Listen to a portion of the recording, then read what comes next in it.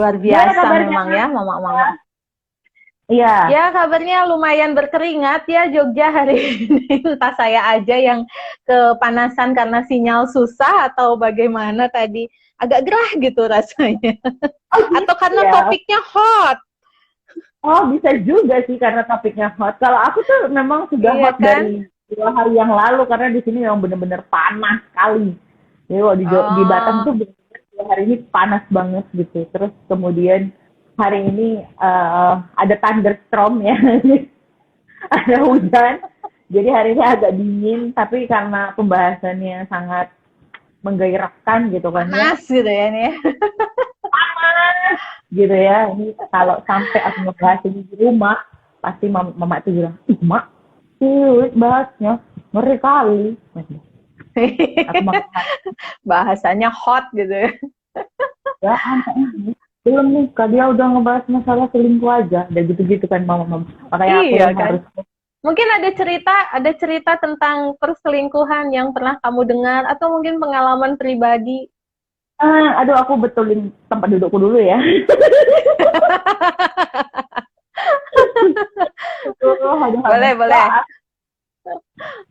ya gimana ya kalau misalnya ngebahas masalah selingkuh dan diselingkuhin ini ya dua aspek yang Hmm. sudah pernah dicoba ya, dua-duanya ya. Biar adil gitu kan. Oh, oke. Luar biasa pengakuan yang sangat jujur. Ya harus ya Ini si dalam abang tapi hidup. nggak lihat kan? Tahun tadi Aman sih kan ini? kayaknya aman lah, kayaknya tadi udah di kick dia dari sini, udah di kick gitu Oke. ya. Karena Jadi masih pengakuanmu didengar sejuta umat. akan ya, akan didengar karena Iya. bakal persiapan kan. Ya Makanya kan. Allah, Tapi ya Allah. tapi keren loh bisa mengakui itu. Luar biasa. Ya, ya Gimana biasa gimana lah ya. ceritain pengalamannya? Mau yang pahit dulu apa yang agak pahit gitu? Emang ada berapa cerita? Ya kan tadi kan masalahnya kan pertanyaannya adalah pernah diselingkuhin apa ya selingkuh gitu kan. Nah dua-duanya nih Oh, pernah nih gitu. pernah semua. Pernah semua, pernah semua nih. Yang Ya paling kan? hot deh, yang paling hot menurutmu yang mana? Iya selingkuh lah kak. Eh, oke oke oke oke. Ya Coba mari kita Allah, dengarkan semoga ceritamu. bisa habis ini.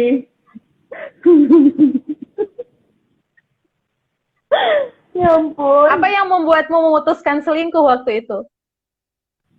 Karena mau balas dendam aja sih. Iya, iyalah. Ah, oke. Okay. Karena aku berpikir aku pernah pada saat itu ya, ini pada saat itu. Jadi Hmm, pada saat aku selingkuh itu, awal banget aku selingkuh itu gitu, aku tuh punya niat yang jelek sih menurutku. Aku tuh bilang gini, aku pernah diselingkuhin kok, emangnya salah kalau aku sekali-sekali selingkuh? Ah, itu yang salah sih. hmm, Itu yang salah. hmm, hmm. Ya nggak boleh ditiru ya. Jadi sebenarnya nggak ada alasan sih gitu kan. Sebenarnya nggak ada alasan untuk selingkuh sih gitu kan. Cuma pada saat yang pertama itu memang karena sudah pernah diselingkuhin, terus ngerasa eh ah rugi nih percaya sama satu orang aja. Gitu. Kenapa Hmm. enggak coba banyak koleksi kan? Jadi Kayak manekin ya ya, udah jejer-jejer di toko. ya jejer kan, satu begini, dua, tiga, empat, lima, kami gitu. Ya udah, kalau misalnya apa namanya, aku juga selingkuh nggak separah aku dulu diselingkuhin kok. Itu sih Hmm, balas dendam sih menurut aku pada saat itu nggak hmm, dewasa hmm, banget, nggak dewasa sih. Jadi hmm, nggak boleh hmm, hmm. itu sih. Oke oke oke. Kalau yang pengalaman diselingkuhinnya, Oh, itu sangat membekas sekali kak. Tapi baiklah. Tapi itu aku gimana cara kamu tahu kalau kamu waktu itu diselingkuhin? perempuan ini mantan FBI ya. Kalau pokoknya kalau perempuan itu sudah ditakdirkan untuk menjadi anggota agen Saras 007. Jadi Instingnya kuat gitu ya, intuisinya kuat gitu ya. mau gitu. Nah, ini tuh juga ya, siapa aja cowok-cowok yang nonton video ini. Nah, janganlah coba-coba kalau udah punya pacar, terus kemudian niat lah ya, niat deket, terus selingkuh gitu. Pacarmu tahu, cuma diam aja. Tuh, Hmm. Oke, aku minum ya.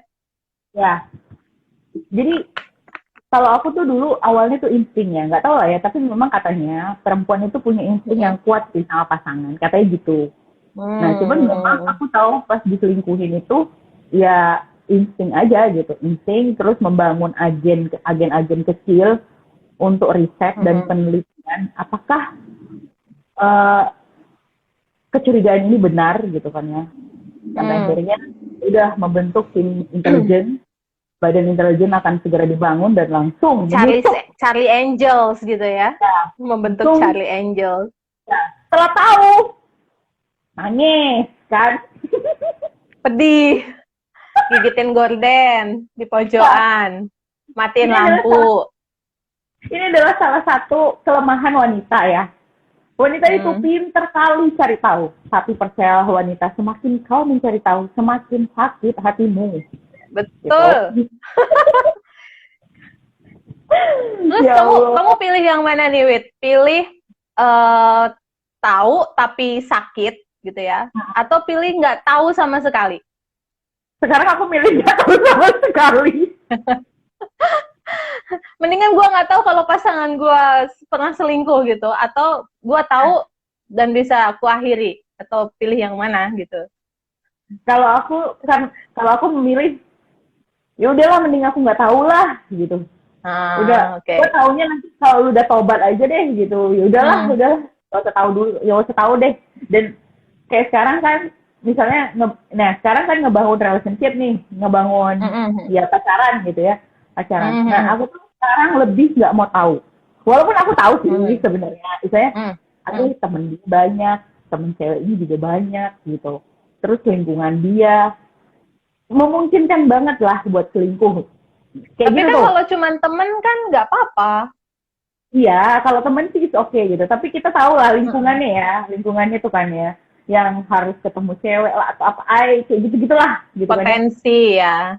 Ya potensi itu ada. Cuman aku lebih memilih untuk enggak, aku nggak mau tahu dan aku lebih apa ya, belajar untuk ya udah yakin aja gitu, ya percaya aja gitu. Kalau misalnya memang dia serius, yakin ya udah gitu. Lebih ke situ sih sekarang, lebih ke ya udahlah Tuhan, kalau misalnya emang dia baik pasti ditunjukin baik, kalau enggak ya udah pasti jelek juga gitu, lebih ke situ gitu. Oke. Cuman pas apa ya, pas aku pernah selingkuh gitu ya, aku jadi belajar Hmm. sih, aku tuh jadi belajar bahwa pada saat ketahuan nih, kan ceritanya memang lu ketahuan sih dan ngaku sih Hmm. gitu, ngaku ya. Oh, oke. kalau kalau aku selingkuh ngaku, itulah goblok. Ih, hebat.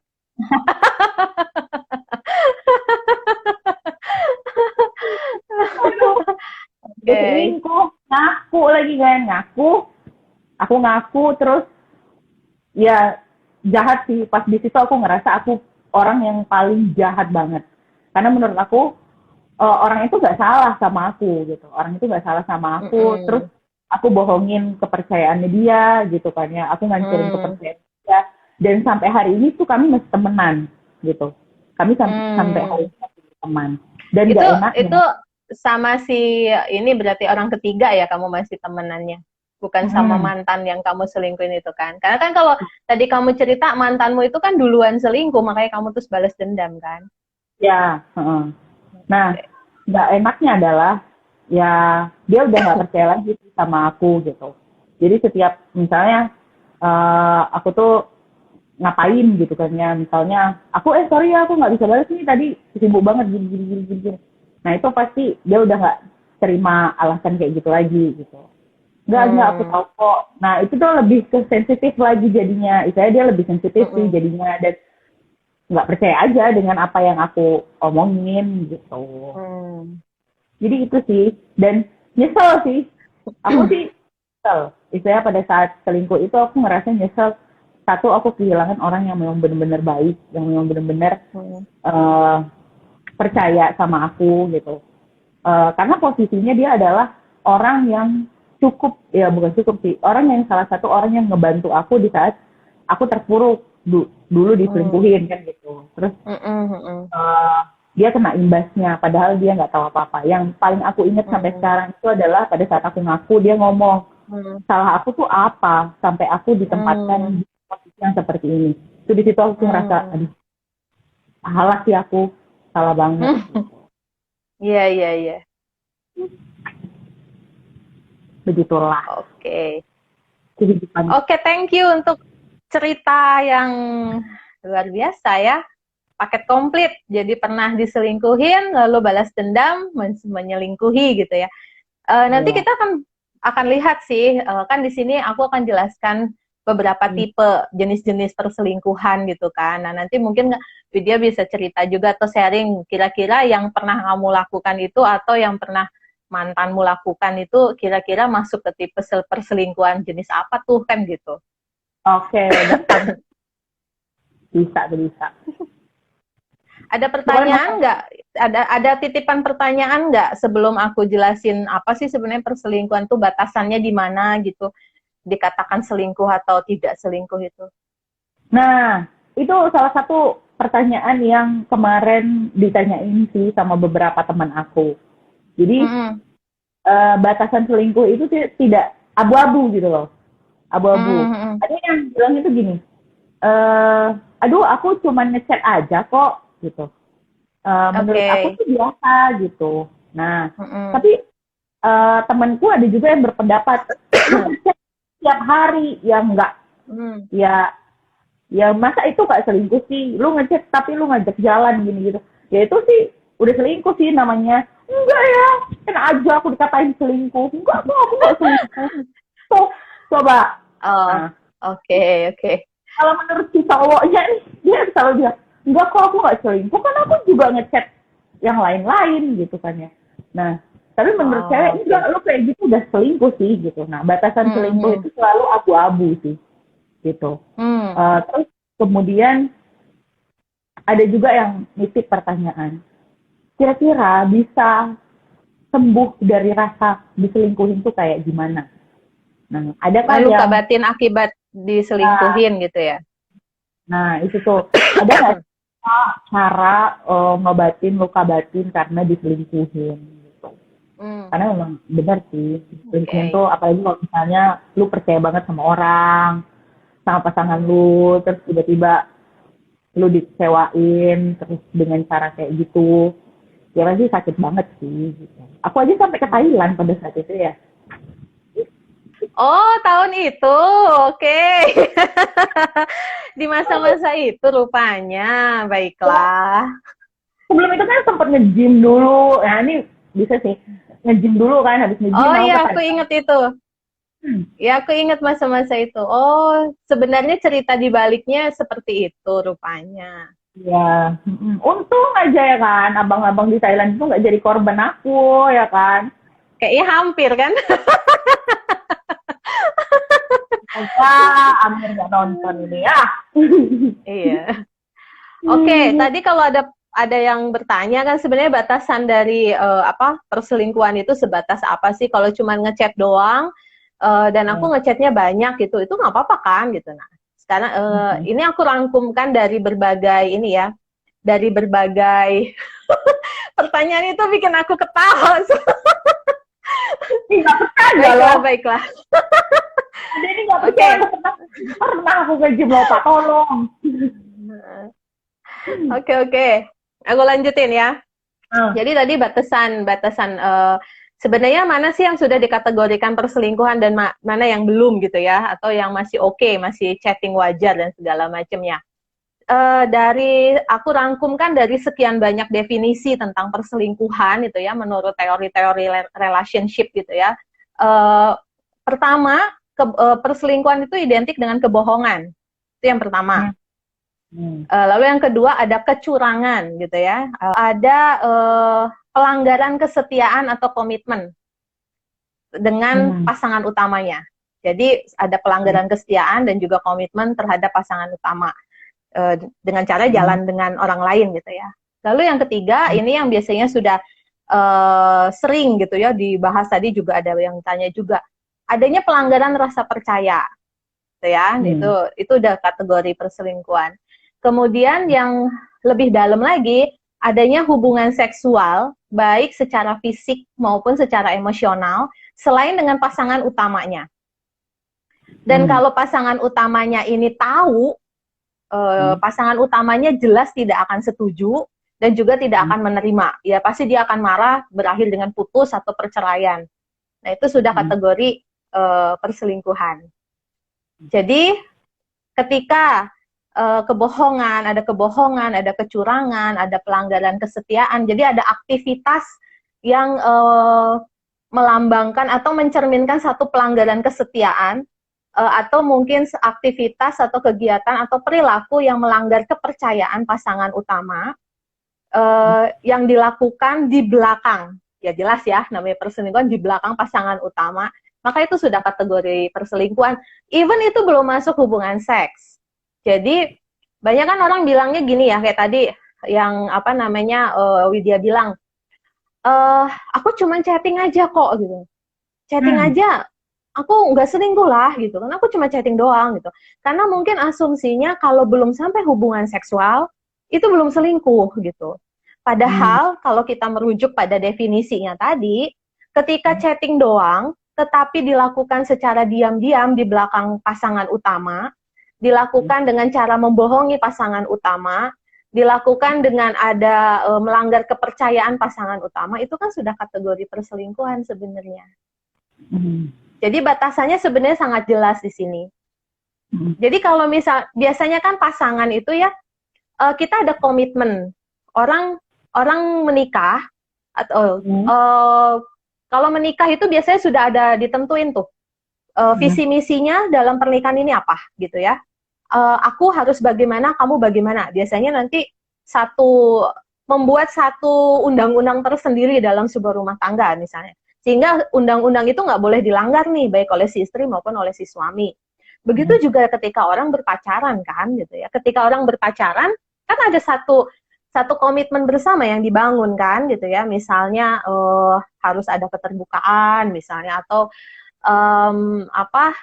nggak boleh ngecek HP satu sama lain, atau nggak boleh jalan sama cowok lain atau apa gitu, atau cerita semua. Nah, ketika komitmen-komitmen yang tadi dibuat tidak dilakukan, secara diam-diam dilanggar, even itu sekedar ngechat diam-diam gitu ya, nggak cerita, ketika ditanya misalnya, yang ini chatting siapa sih gitu, oh ini cuma temenku kok gitu, padahal mungkin gitu ya, isi chatnya tidak melambangkan hanya sekedar temen kan gitu, maksudnya isi chatnya mungkin juga cukup mesra dan cukup intim dan ada melibatkan sisi emosional mungkin gitu ya, atau sisi tadi kalau kita merujuk ke bahasan yang sebelumnya ya, 3 aspek cinta, ada hasrat, ada keintiman, ada komitmen. Mungkin ketika chatting itu melibatkan satu hasrat, satu ketertarikan, dan kita tutupi itu dari pasangan utama kita, ya itu udah kategori selingkuh sebenarnya.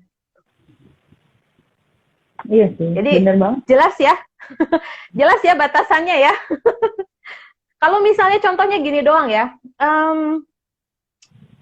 misalnya aku punya teman, dia pinter IT misalnya, dan aku chatting dia, aku chatting malam-malam gitu ya, aku chatting ngebahas kerjaan, misalnya proyek mau bikin konten YouTube bareng misalnya gitu ya, aku chatting, terus pasanganku nanya, itu kamu chattingan sama cowok gitu? Iya, aku chattingan sama cowok. Terus dia bilang, ngapain chattingan sama siapa? Terus aku bilang nih, oh iya, aku chattingan sama temanku, namanya siapa? Misalnya namanya Asep gitu. Aku suka banget sama nama Asep. Misalnya, iya aku chattingan sama si Asep nih. Sama si Asep karena dia orang IT dan dia tahu banget cara bikin konten YouTube yang keren gitu. Terus pasanganku, oh oke gitu. Nah ini tidak kategori selingkuh karena aku tidak menutup-nutupi, dan pasanganku ketika tahu bahwa aku chatting dengan si Asep dan itu untuk kepentingan pekerjaan, dia menerima, dia setuju. Maka ini bukan perselingkuhan. Lain soal ketika aku bilang gini, kamu chattingan sama siapa? Oh ini sama Widya gitu. Ngurusin YouTube sih gitu. Padahal aku chattingnya sama Asep gitu, bukan. Jadi aku pasang, bahkan mungkin ekstrimnya pasang nama Asep di situ di handphoneku, ku tulisnya Widya gitu. Biar nanti kalau pasanganku ngecek, oh iya Widya bener gitu. Padahal itu si Asep. Nah ini itu sudah kategori selingkuh. Walaupun cuma chatting, mungkin pikirku gini, daripada dia cemburuan ribet, udahlah aku bikin aja nih nama cewek gitu. Aku males ditanya-tanyain gitu kan. Simpel ya gitu. Padahal aku nggak selingkuh, tapi dengan kondisi seperti itu sebenarnya itu juga sudah dikategorikan perselingkuhan kalau merujuk pada definisi perselingkuhan itu tadi. Ada kebohongan kan di situ, ada pelanggaran kepercayaan. Nah itu contohnya kayak gitu. Oke. Ada pertanyaan nih sambil jalan ya. Okay. Kakak semisal pasangan kakak masih suka like feed mantan dia. Ketika kakak tanya apa alasannya, pasangan jawaban sebab mantan banyak kasih like nih ke pasangan kakak. Jadi kalau misalnya, jadi kita, oh ya, apakah ada kewajiban itu? Terus sementara kakak sangat tidak suka pasangan kontak dengan cara apapun.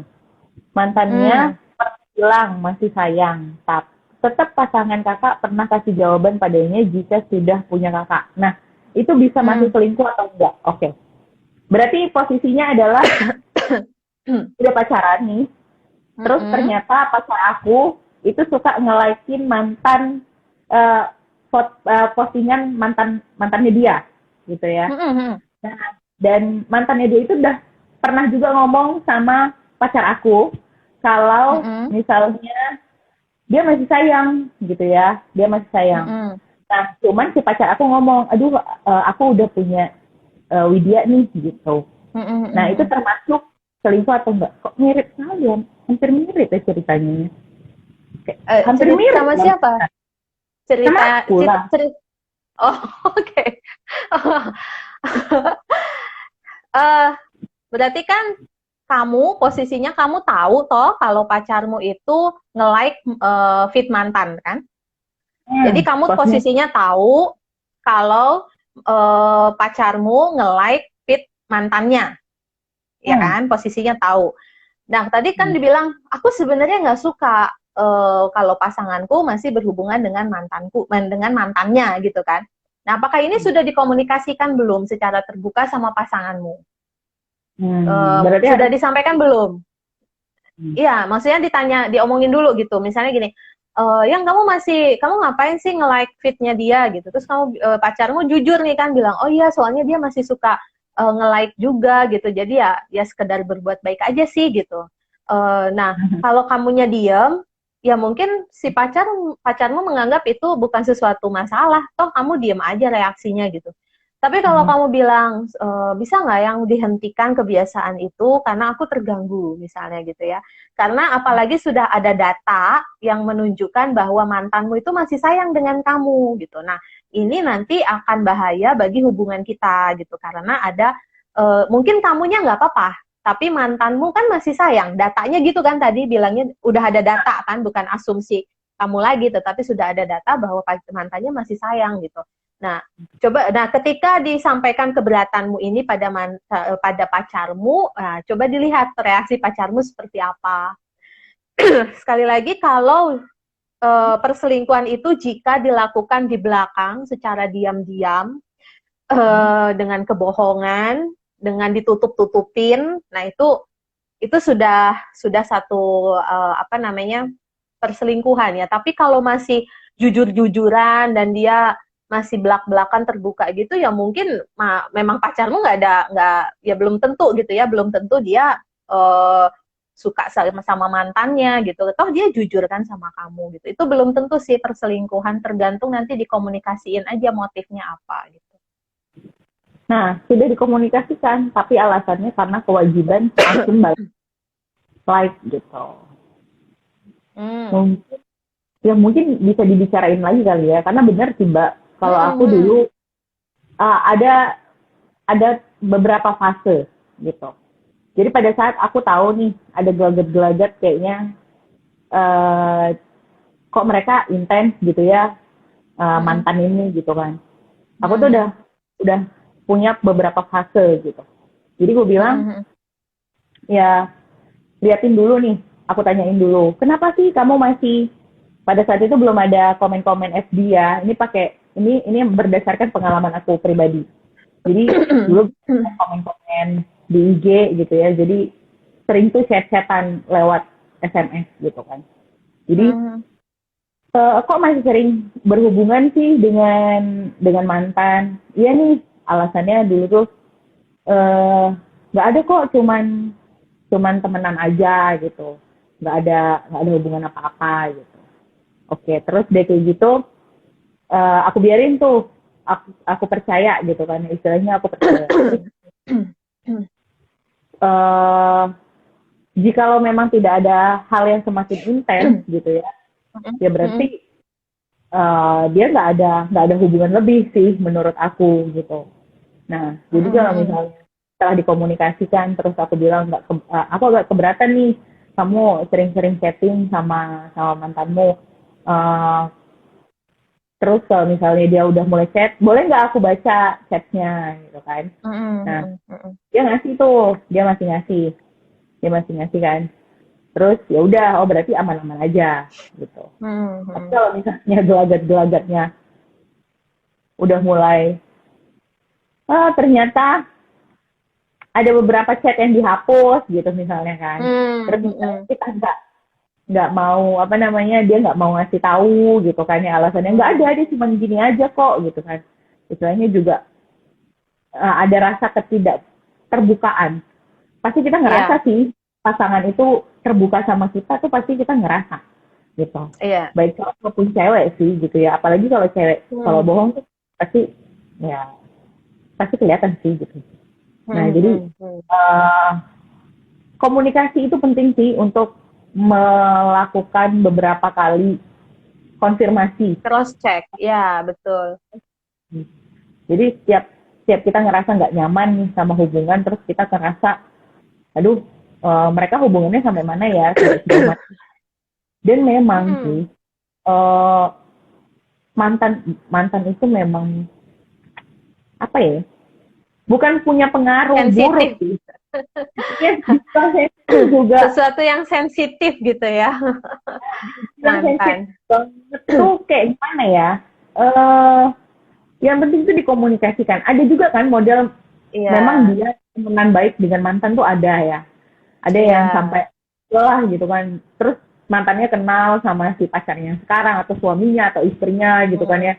Bilangnya ada yang bisa sampai se-welcome itu ada gitu. Tapi banyaknya ya tadi kan menjadi batu kerikil di batu sandungan. Ya kan, itu. Jadi memang harus dikomunikasikan. Betul. Iya sih, karena mungkin bisa jadi ini hanya perbedaan nilai antara kamu dan pasangan gitu ya. Mungkin bagi pasanganmu berteman baik sama semua orang, itu oke. Mungkin bagi pasanganmu sama mantan nggak harus lantas musuhan. Atau mungkin sama mantan nggak harus lantas putus silaturahmi misalnya gitu ya. Tapi mungkin bagimu gitu ya, bagimu nilai itu nggak pas, nilai itu nggak sama. Mungkin nilai yang kamu anut adalah mantan is mantan, artinya ya sudah selesai gitu. Jadi tidak ada lagi kontak, tidak ada lagi hubungan apapun gitu. Bahkan mungkin media sosialnya aja blokir semua gitu. Nah, perbedaan nilai ini sebaiknya dikomunikasikan secara terbuka, terus coba cari win-win solutionnya seperti apa gitu. Mungkin kalau memang pacarmu tidak, istilahnya benar-benar tidak ada affair gitu ya, tidak ada selingkuh dengan mantannya, kamu bisa menawarkan diri tuh, misalnya ikut menyapa mantannya, atau mungkin pacarmu memperkenalkan, kenalkan aku dong ke dia gitu. Nah, ketika itu kan ada percakapan dengan mantannya, mungkin di situ kamu bisa menilai tuh gitu ya, kira-kira ini hubungannya sesehat apa kan gitu. Atau mungkin juga perlu dibuat satu komitmen baru gitu ya, ketika membuat satu hubungan nih kan, pacarmu punya nilai apa, kamu punya nilai apa, coba didiskusikan sehingga kedua nilai ini bisa sama-sama terakomodasi gitu. Jadi yang satu nggak cemburuan banget gitu ya, tapi yang satu juga nggak yang tebar pesona banget, artinya tuh semua dianggap baik gitu kan. Karena ada memang tipe-tipe orang yang ya aku tuh cuman baik kok gitu sama semuanya, tapi kamunya baik, tapi orang lain bisa baper dengan kebaikanmu. Nah, ini kan bisa jadi satu kelebihan sekaligus satu kelemahan. Artinya, mungkin bisa bikin satu sama lain bisa menyepakati satu batasan. Misalnya, oke, kamu baik, tapi kan ada batasnya tuh, baiknya harus kayak gimana kan gitu, nggak yang jor-joran baik sama semua gitu kan, tetap harus ada batasan gitu. Nah, sejauh mana batasan itu dikomitmenin tuh, dikomunikasiin, didiskusiin bareng-bareng seperti apa. Misalnya kalau cuman oke, kalau nge-like nggak apa-apa deh, tapi DM atau apa itu mungkin tidak. Nah, itu disepakati bersama aja gitu, satu sama lain. Yang pasti tuh kita sebagai pacar barunya jangan juga terus meyakini asumsi kita ketika sudah ada konfirmasi dari pasangan kita gitu ya, sehingga pasangan kita juga nggak merasa terintimidasi gitu. Karena kadang-kala kan ngerasa dikekang gitu kan nantinya, loh aku temenan baik aja kok nggak boleh misalnya gitu. Tetapi coba itu tadi bikin batasan bersama ya, batasan yang disepakati berdua gitu. Ini ya, baru sampai definisi loh ini.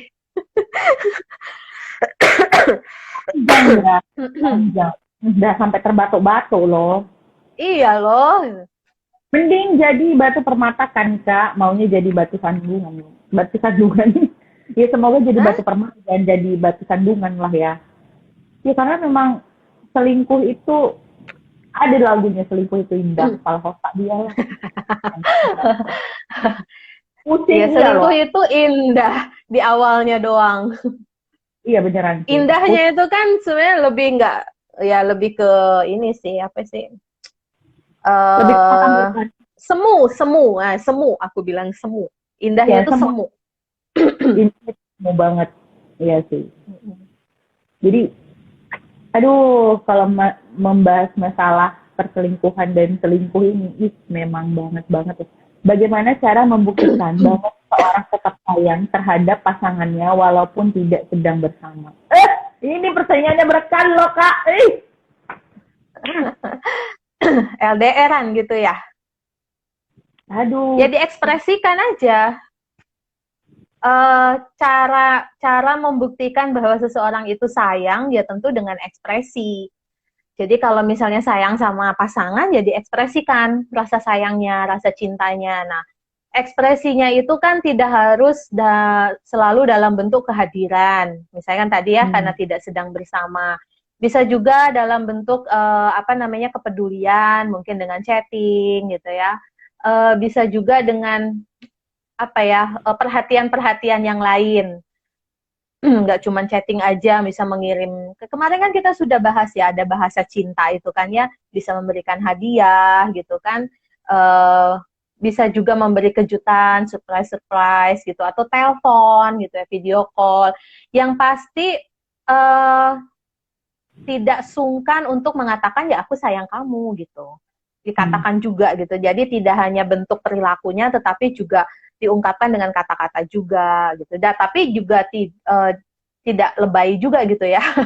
Disesuaikan dengan bahasa cintanya pasangannya gitu. Kalau memang bahasa cinta pasangannya adalah gift, ya kasih hadiah aja gitu, nggak terlalu sering-sering mengucapkan misalnya kata I love you atau segala macam. Tapi sebenarnya kan pertanyaannya justru kenapa sih harus dibuktikan gitu? Nah, kan pertanyaanku justru itu. Kenapa kamu butuh sekali bukti bahwa orang itu sayang sama kamu gitu kan? Kalau kita melihat kemarin yang dibilang cinta itu adalah give and give gitu ya, bukan sekedar take and give, harusnya kita nggak menuntut sih gitu. Buktikan dong kalau kamu sayang sama aku gitu. Ada pertanyaannya tuh, ada apa denganmu gitu sampai harus dibuktikan rasa sayang itu gitu kan? Apakah ada perasaan tidak yakin, ada perasaan tidak aman di dalam dirimu tuh, jadi nggak yakin nih kalau gue dicintai, disayangi sedemikian rupa, jadi butuh bukti gitu kalau dia sayang sama aku gitu. Nah ini kan pertanyaannya di situ, karena kalau misalnya satu sama lain sudah ada rasa nyaman secara emosi, sudah ada rasa kepercayaan gitu, satu sama lain akan sibuk memberi cinta gitu. Jadi bukan nuntut, buktikan kalau kamu sayang sama aku gitu. Bukan sibuk begitu, tetapi lebih ke aku akan terus memberikan, mengekspresikan rasa sayangku, rasa cintaku ke kamu gitu. Sehingga si pasangan pun memberikan feedback yang karena kita berikan stimulus gitu ya, pasangan pun akan memberikan feedback yang juga sama gitu. Jadi bisa satu frekuensi rasa cintanya. Terkadang gini, yang aku bilang di episode sebelumnya, ketika kita ini belum merasa cukup mencintai diri sendiri, sehingga tangki tabung cinta kita itu ternyata masih kurang gitu ya, kurang penuh, kita cenderung demanding, kita cenderung menuntut orang lain untuk memenuhi tabung kebutuhan emosional kita akan cinta. That's why kita kadang, kamu sayang gak sih sama aku? Udah dikatakan sayang 1000 kali pun, kalau di dalam diri kita aja kita belum mencintai diri kita sendiri, ya pasangan kita bilang 1000 kali pun dia bilang cinta sama kita nggak akan gitu aja percaya gitu. Karena sebenarnya kita lack of love gitu loh terhadap diri kita sendiri gitu. Itu sih kalau apa namanya yang bisa aku responin gitu ya. Maksudnya justru aku tanya balik, kenapa harus dibuktikan gitu? Kenapa butuh pembuktian? Karena yang bertanya belum ada pasangan, Kak. Oh, mungkin perlu diumumkan di sini, adakah yang jomblo gitu yang sekiranya mau sama yang mana sih? Oh, ini ya, Aki yang 12 ya, Aki yang 12. Saya doakan semoga segera mendapatkan pasangan. Amin. Nah, tapi yang penting ya, menurut aku ya benar tadi. Nah, buat kamu yang walaupun belum ada pasangannya, yang terpenting adalah satu, penuhi dulu rasa cinta terhadap diri kita sendiri, benar kan? Karena sebenarnya cinta yang baik itu adalah give and give, seperti di episode bulan kemarin gitu ya. Iya. Akhirnya kalau misalnya memang kita sudah penuh dengan rasa cinta, jadi kita tidak perlu lagi untuk pembuktian pasangan kita gitu. Kita cukup memberikan hal-hal yang berlebihan di dalam diri kita. Jadi ya namanya kita udah kelebihan ya. Iya, udah luber-luber kan gitu. Ya. Jadi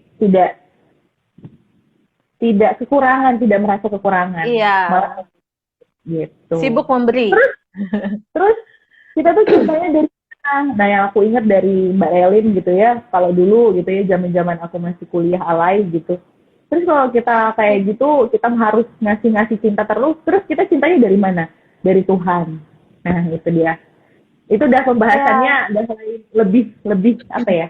Lebih high lebih lagi dalam. Ya. Lebih dalam gitu. Iya. Pertama dari Tuhan gitu ya. Pertama dari Tuhan. Tapi bagi orang-orang yang mungkin secara spiritualitas punya nilai yang berbeda gitu ya. Ya pertama-tama ya dari diri sendiri. Teman yang paling terdekat dengan diri kita adalah diri kita sendiri kan gitu. Maka nggak apa-apa kok kita memeluk diri sendiri gitu, mengasihi diri sendiri, memuji diri sendiri gitu ya. Tetapi ketika sendirian gitu kan, memeluk, mengasihi gitu ya, mencintai diri sendiri, menghargai diri sendiri gitu. Karena kita dari kecil mungkin juga nggak terbiasa sih dilatih untuk mengasihi diri sendiri itu ya. Ini ada pertanyaan lagi nih. Malam Kak pernah nggak ngalami diselingkuhin? Aduh, ini ke apa ya?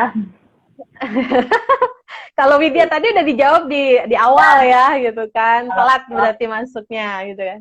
Ya kalau aku pribadi jelas pernah lah, pernah. Aku juga pernah diselingkuhin. Tapi aku nggak pernah selingkuh. Aku pernahnya diselingkuhin. Ya, aku pernah diselingkuhin. Nah, itu ya udah dapet jawabannya. Jadi kalau kamu ngerasa, aduh aku adalah korban yang diselingkuhin di dunia ini cuma satu-satunya, enggak. Orang lain. Kayaknya yang sudah pasti yang lagi saat ini nih.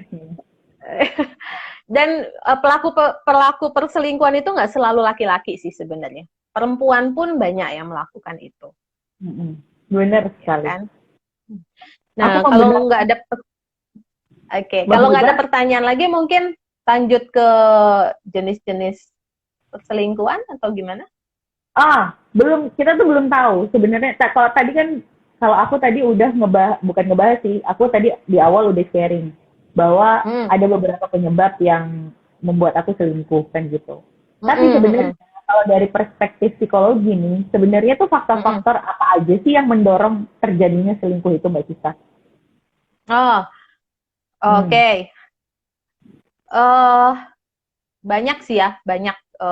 Dan biasanya perselingkuhan itu terjadi bukan hanya ditentukan atau disebabkan hanya oleh satu faktor. Biasanya itu integrasi dari berbagai faktor gitu ya, baik internal maupun secara eksternal. Itu banyak banget sebenarnya. Jadi yang pertama itu jelas kepribadian. Kalau ini bukan menurut aku ya, ini menurut penelitian. Jadi menurut penelitian-penelitian yang aku baca dari jurnal-jurnal penelitian juga, salah satu yang menyebabkan seseorang melakukan perselingkuhan itu ya, itu dari internalnya adalah kepribadiannya. Bahkan penelitian itu menyebutkan beberapa jenis kepribadian tertentu itu punya kecenderungan berpotensi melakukan perselingkuhan. Contohnya itu kepribadian, ini bukan menurutku ya, ini menurut penelitian, kepribadian yang cenderung terbuka terhadap pengalaman baru dan mudah bosan. Kan ada ya orang yang wah sangat populer gitu ya, gampang banget open dengan semua orang misalnya. Nah itu punya potensi. Belum tentu dia melakukan perselingkuhan, tetapi penelitian menunjukkan dia punya potensi melakukan perselingkuhan. Kemudian juga kepribadian yang narsistik. Ya, narsistik di sini bukan sekedar suka foto selfie terus narsis, bukan ya gitu. Karena kan itu sebenarnya kalau kita tuh suka bilang, ih dia narsis banget foto-foto gitu, itu belum masuk pada definisi narsistik yang sesungguhnya sebenarnya kan. Itu cuman slogan-slogan aja pada orang-orang yang suka foto sebenarnya. Tapi kalau narsistik itu kan mencintai diri sendiri itu ya mencintai diri sendirinya nggak sehat gitu. Jadi sangat melihat diri sendiri ini paling apa ya istilahnya narsistik tuh pusatnya dunia ini adalah aku gitu. Bagi orang narsistik itu pusat semesta ini adalah aku gitu. Prinsipnya orang narsistik gitu, kepribadian narsistik itu. Nah, itu juga dibilang sama apa namanya penelitian itu dikatakan dia punya potensi juga tuh apa namanya melakukan perselingkuhan. Kemudian kepribadian yang pasif, yang tidak berani berkata tidak dan terlalu mudah simpati sama orang lain. Nah, ini banyak nih kan kasus-kasus misalnya yang awalnya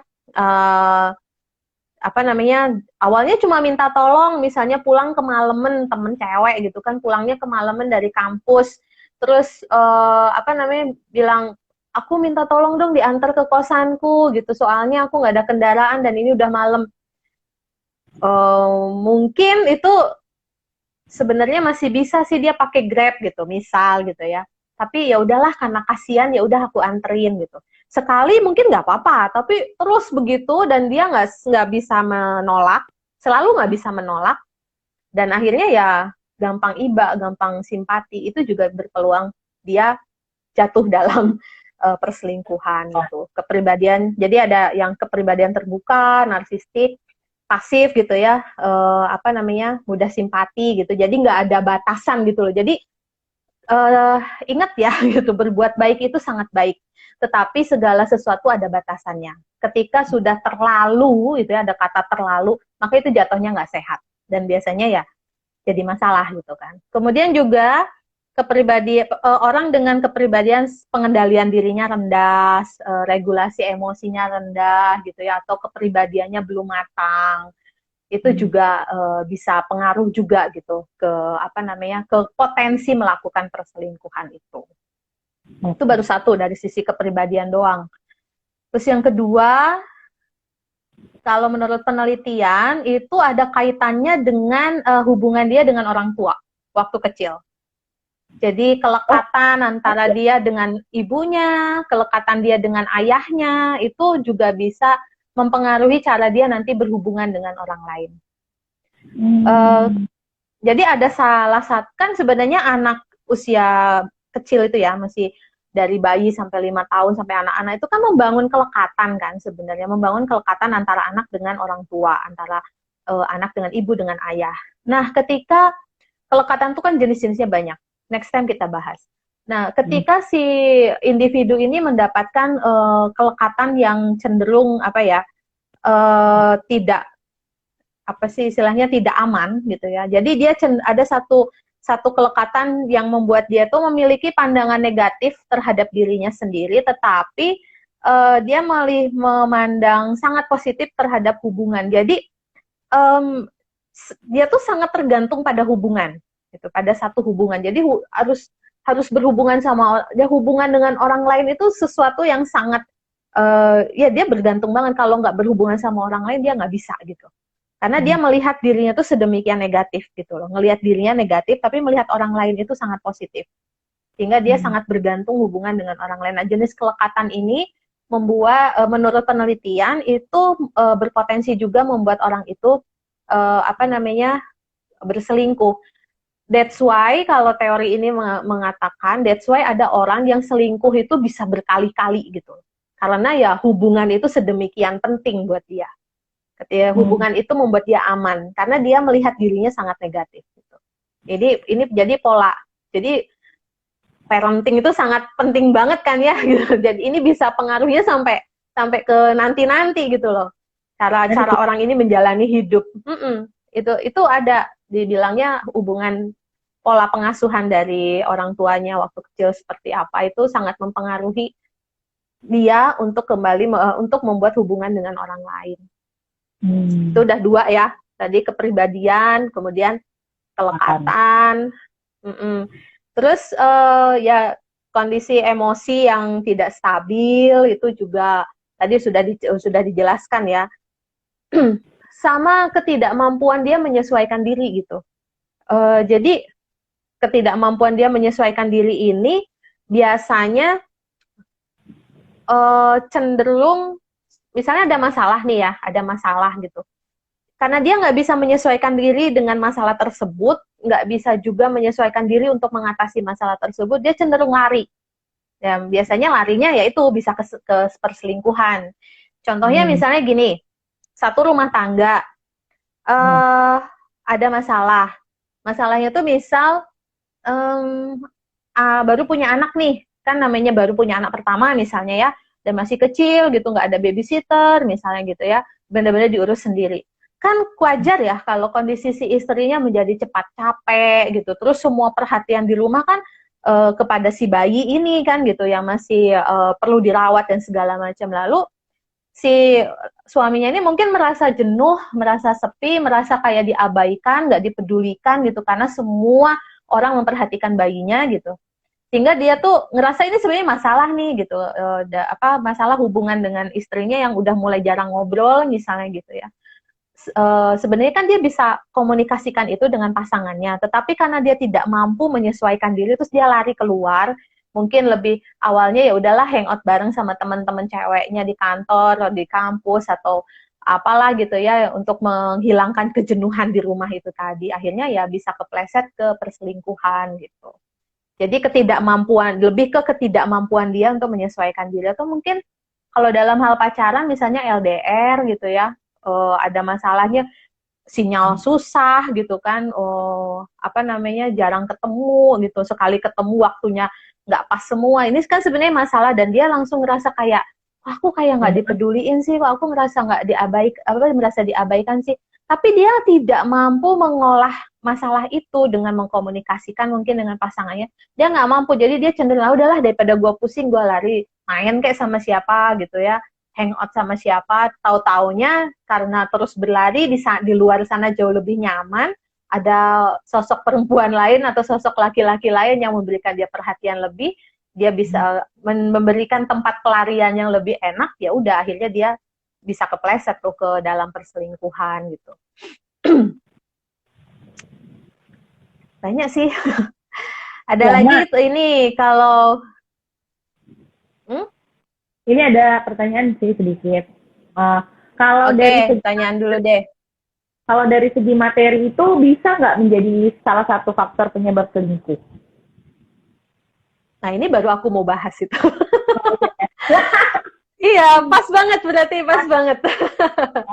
Pas banget. Aku baru ya ini tadi yang ketiga ya. Tadi udah tiga ya, kepribadian, kemudian kelekatan, kemudian ketidakmampuan menyesuaikan diri. Nah, yang keempat ini kebutuhan. Kalau menurut teorinya Abraham Maslow itu kan basic needs-nya manusia itu kan ada apa namanya? Makan, minum, pakaian, tempat tinggal gitu ya, seks gitu kan salah satunya, dan juga finansial kan gitu. Tadi makanya kan dibilang materi itu bisa nggak?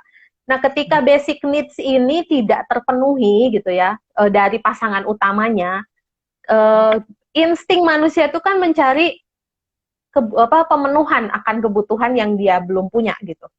Nah, ketika mungkin dari pasangan utamanya kok secara basic needs yaitu keuangan itu dia ngerasa belum dicukupi, terus di luar sana mungkin ada yang jauh lebih kaya dan royal traktir dia dan apa, ya bisa saja dia tergoda karena dia melihat bahwa oh kayaknya si A itu jauh lebih bisa memenuhi kebutuhanku secara finansial gitu. Itu bisa banget.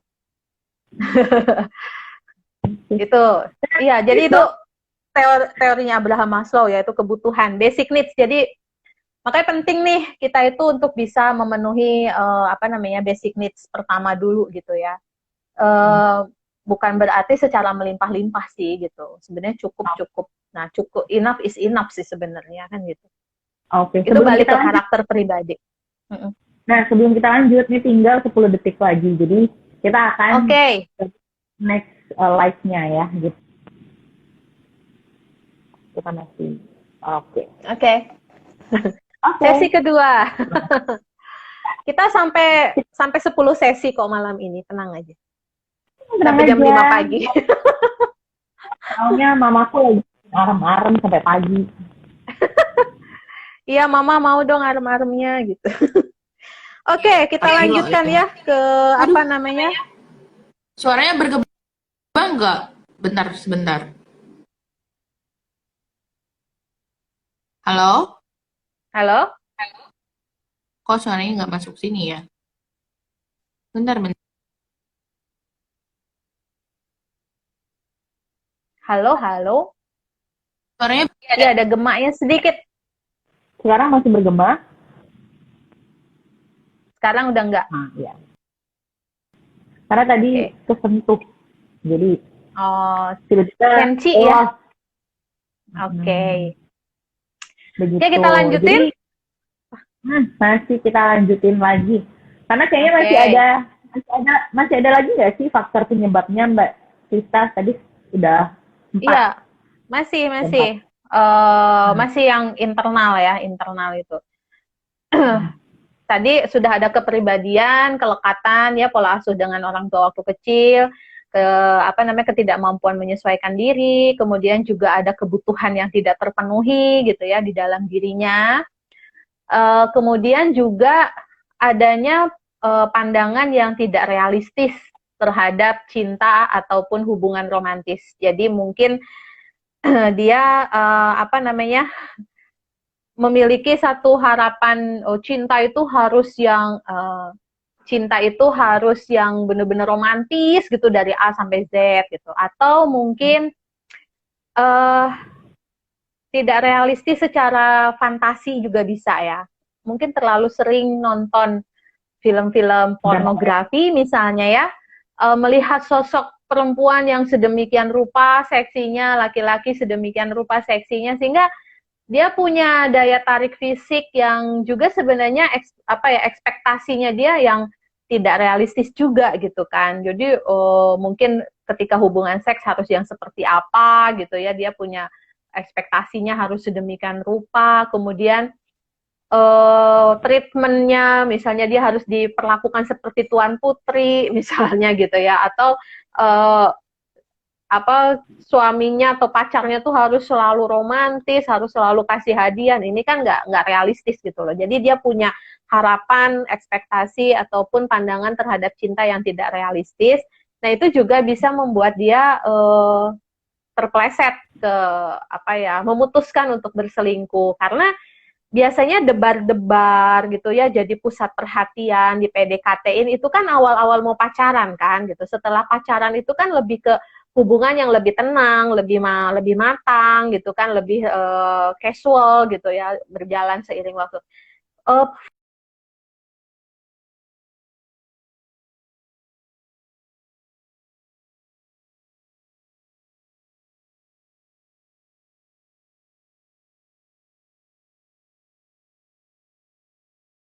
Ada gangguan teknis sih, guys. Halo? Halo, ya? Oke, barusan keputus. Ya. Oke, Iya. ya. Oke, gue lanjutin. Jadi kadang ada orang gitu ya yang selalu pengen punya fase debat-debat terus gitu. Padahal kan yang di episode sebelumnya aku udah bilang tuh, fase falling in love itu kan nggak kekal gitu. Biasanya dikejar-kejar, diperhatiin sampai debat-debat itu kan di awal-awal masa memulai hubungan. Nah, ketika sudah jadian atau sudah menikah, itu kan hubungannya mulai tenang kan gitu, mulai saling mengenal satu sama lain. Tapi ada memang orang yang butuh banget dikejar-kejar, butuh banget diperhatiin sedemikian rupa, deg-degannya harus kayak waktu awal-awal pacaran. Akhirnya dia mencari perselingkuhan dengan orang lain. Harapannya yaitu bisa terus-menerus di fase falling in love itu. Nah, ini juga bisa membuat seseorang memutuskan untuk berselingkuh gitu kan.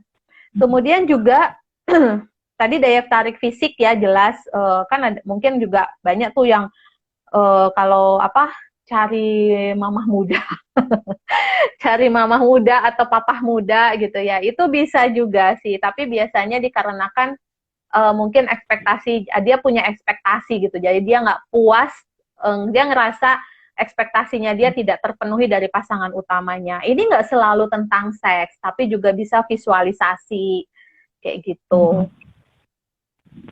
Terus, nah kalau yang sekarang nih mirip dengan yang Widya ceritain di awal tadi, ada faktor keinginan untuk membalas dendam. Itu juga penelitian menyebutkannya menjadi satu faktor orang memutuskan untuk berselingkuh. Jadi karena dia sudah pernah disakiti sedemikian rupa, terus dia masuk dalam fase kemarahan sedemikian rupa, sehingga dia masuk dalam satu keinginan untuk membalas biar si pasangan juga ngerasain sama sakitnya gitu.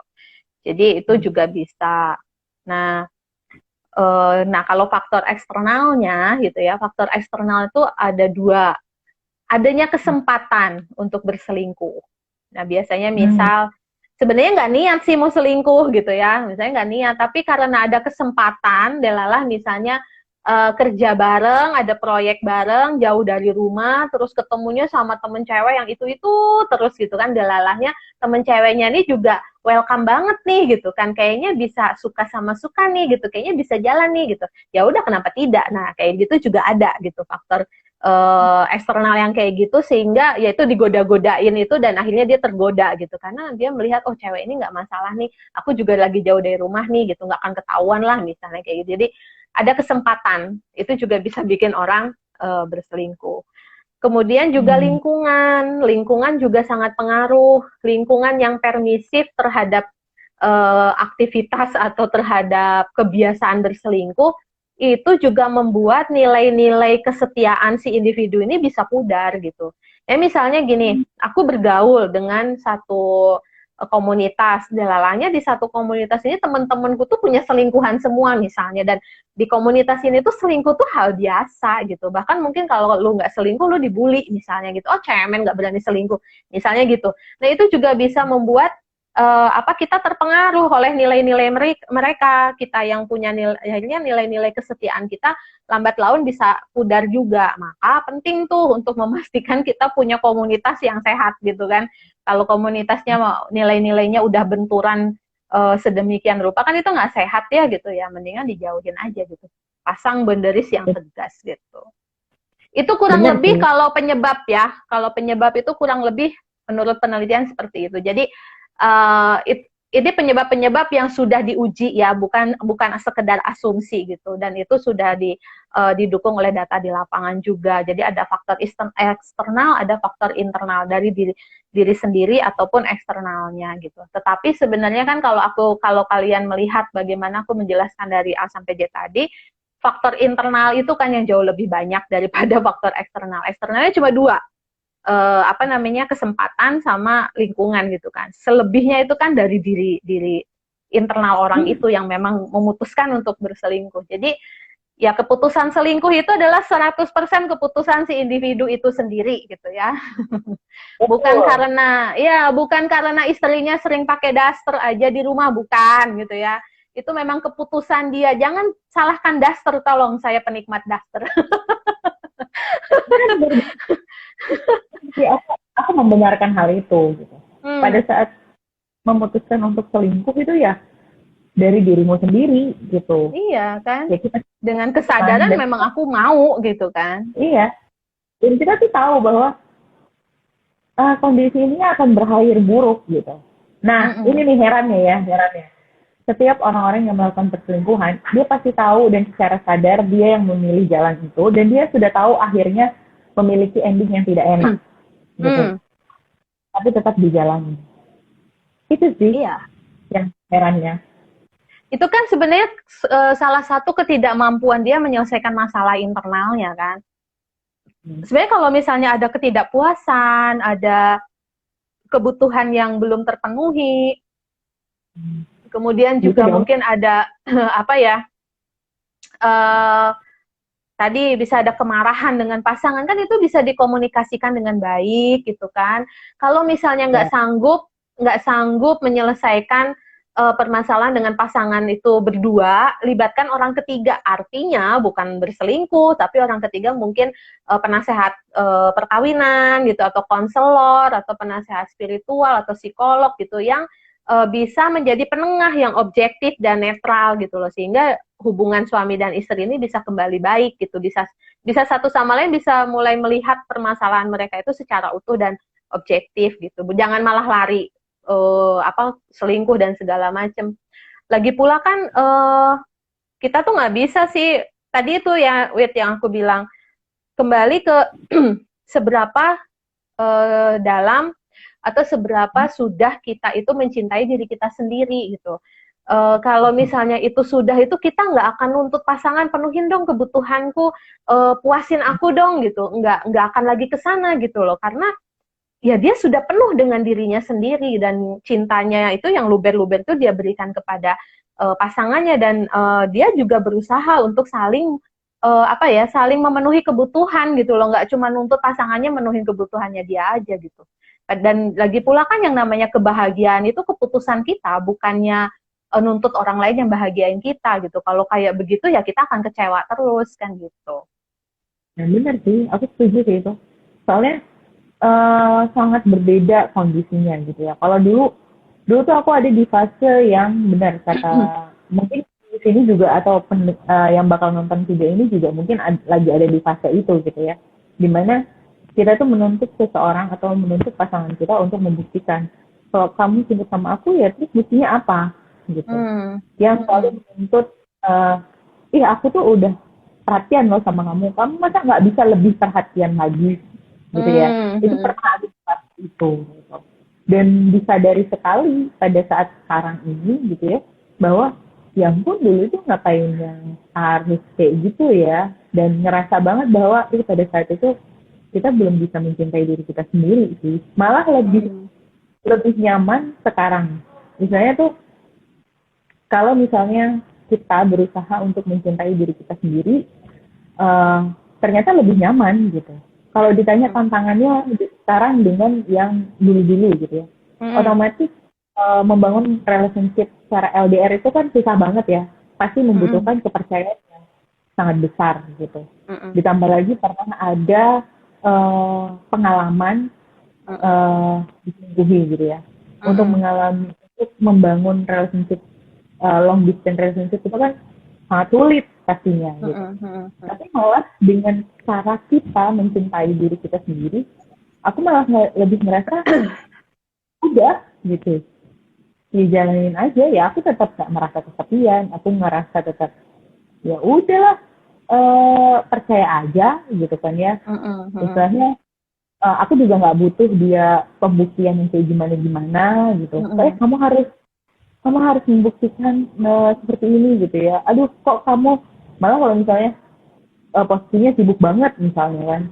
Kalau dulu istilahnya ini orang sibuk banget pasti dia selingkuh chattingan sama orang lain pasti lah itu udah pikiran dan macam-macam gitu kan. Nah, tapi kalau sekarang di saat kita sudah mencintai diri kita sendiri, ya udahlah gitu, lebih legowo kali ya namanya ya, lebih ya udahlah gitu. Lebih ya, yang penting kita tetap berbuat baik, kita tetap menyebarkan rasa cintanya kita, ya udah gitu. Iya. Penting itu mencintai itu diri. iya. Cinta individu yang matang secara apa ya, secara mental, secara kepribadian itu akan cenderung juga bisa menjalani hubungan cinta juga lebih matang gitu. Makanya tadi kan faktor kepribadian itu juga kan penting ya gitu. Maka bagi yang masih pacaran atau mungkin juga berencana untuk menikah gitu kan, nggak ada salahnya loh untuk ikutin konseling pernikahan gitu ya, konseling sebelum menikah gitu ya. Untuk memastikan satu sama lain itu saling mengenal kepribadiannya masing-masing, tahu cara menyelesaikan masalah satu sama lain, budaya-budaya atau nilai-nilai yang dimiliki satu sama lain seperti apa gitu. Kalau aku sih mikirnya perselingkuhan di masa pacaran maupun perselingkuhan di masa perkawinan itu sama-sama menghancurkan gitu. Kan kita berharapnya ya, cuma memang kalau pacaran gampang aja putus sudah selesai gitu. Tapi kalau udah menikah, untuk memutuskan satu perceraian itu kan kompleks ya gitu. Apalagi ketika sudah ada anak dan segala macam, keputusan untuk bercerai itu kan nggak mudah gitu. Itu akan jauh lebih tidak mudah lah untuk memutuskan itu. Jadi ya dari awal sebelum menikah gitu mungkin tidak ada salahnya gitu datang ke tenaga kesehatan mental untuk satu sama lain konseling dulu secara individu, sehingga ketika memasuki satu pernikahan, dua-duanya ini secara mental, secara kepribadian, secara spiritualitas sudah matang gitu, sehingga bisa harapannya, karena kan tetap saja sih sebenarnya dalam sebuah hubungan kan nggak ada yang sempurna ya, tetapi paling tidak gitu, bisa satu sama lain bisa lebih skillful ketika ada masalah atau konflik. Apalagi kalau udah menikah, konfliknya bisa lebih kompleks lagi, bisa konflik macam-macam, nggak cuma sekedar waktu masa pacaran kayak gitu. Benar sih, sangat dibutuhkan sih saling begitu. Karena kita bisa lihat ya kalau sekarang kayak ini deh kasus ya, kalau misalnya pacaran ya gampang-gampang aja gitu.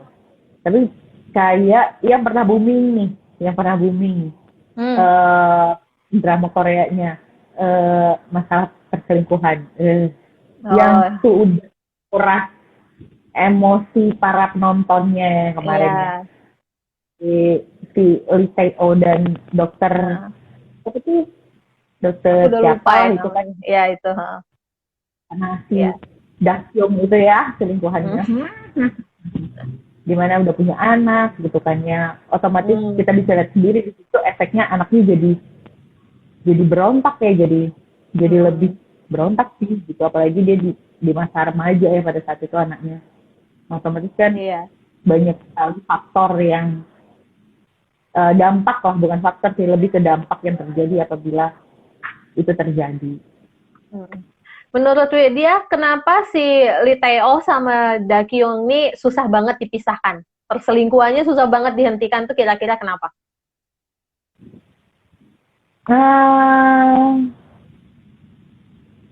Kalau aku ngikutin filmnya sih dari awal gitu ya. Kalau aku tuh melihat keegoisan sih. Keegoisan si Da-kyungnya pada saat itu. Pada saat itu tuh dia egois banget, istilahnya dia udah tahu nih bahwa si cowoknya ini udah punya keluarga gitu, tapi di satu sisi tuh dia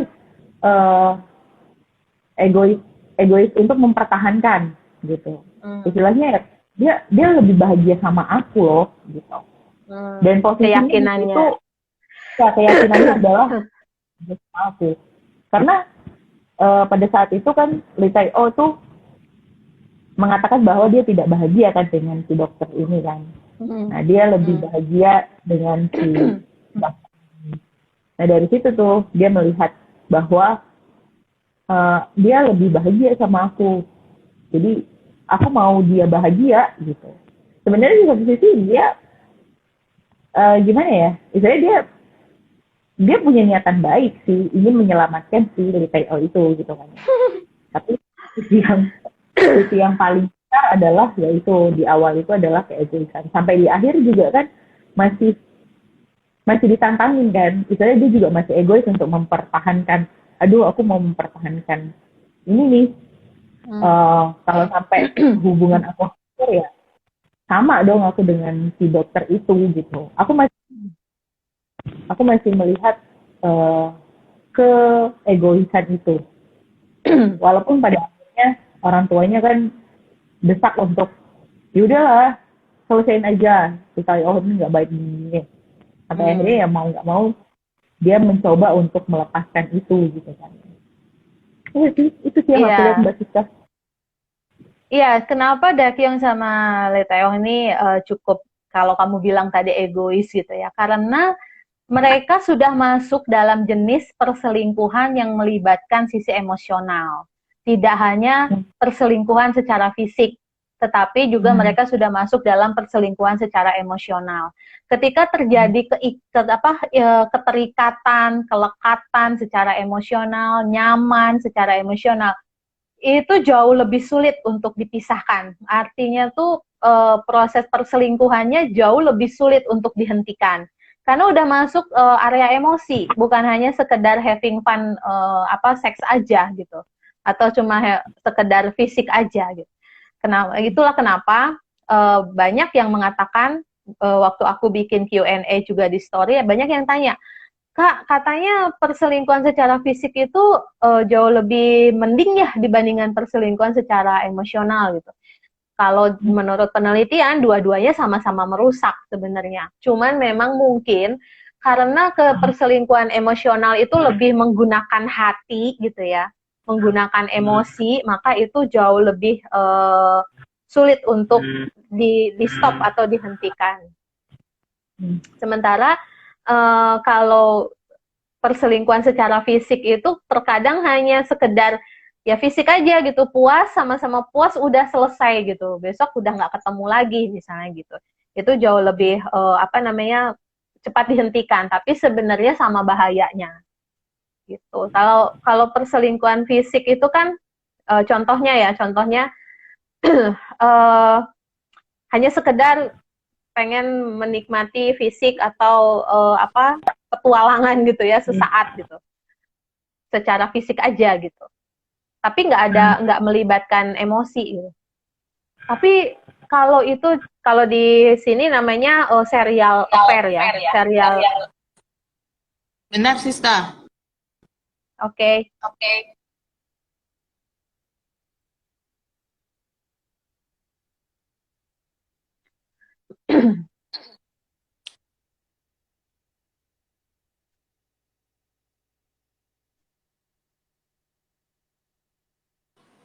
Sudah? Aman?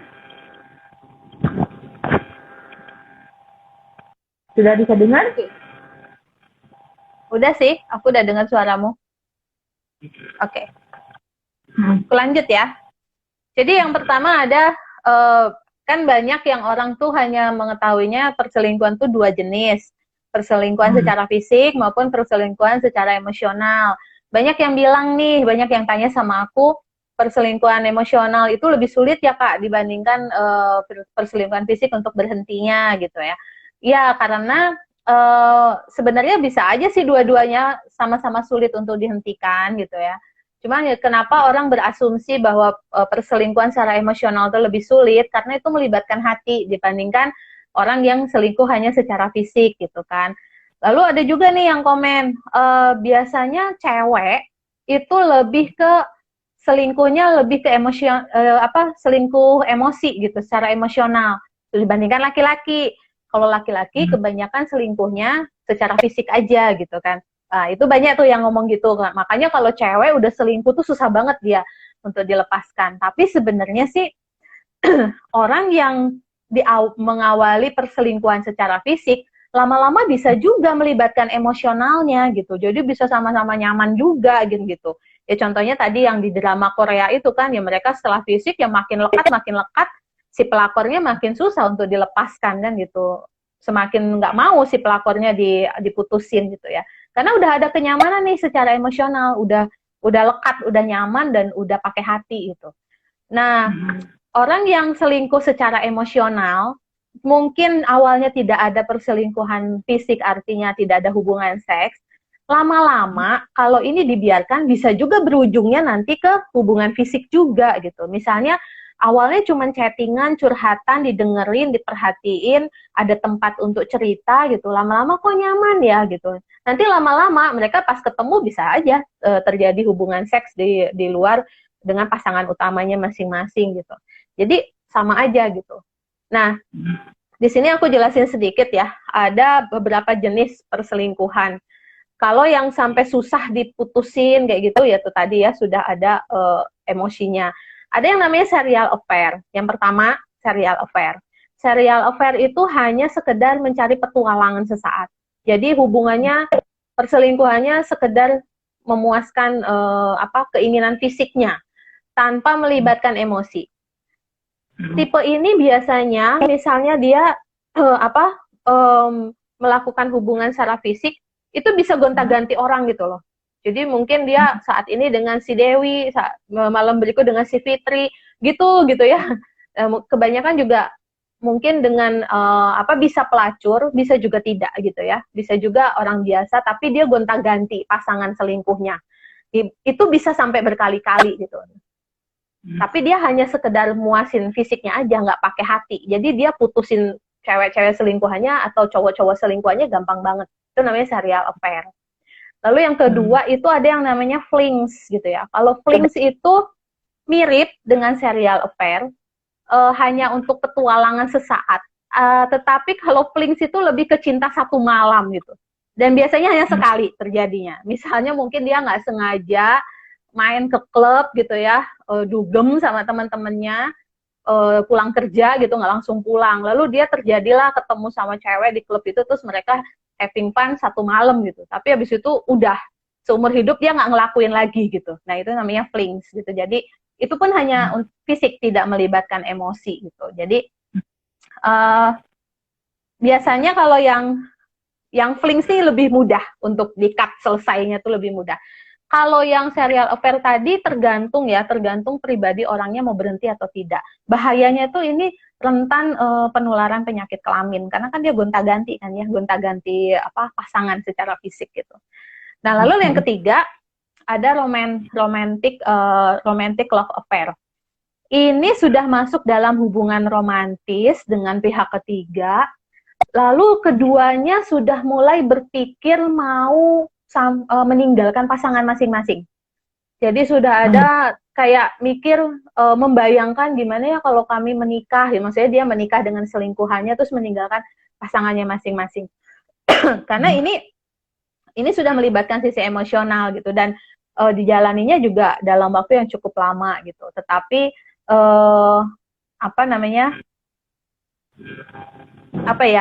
ada keinginan untuk menikah tapi juga nggak berani gitu. Jadi belum berani sejauh itu, tapi sudah ada rencana, sudah ada hayalan ke sana gitu.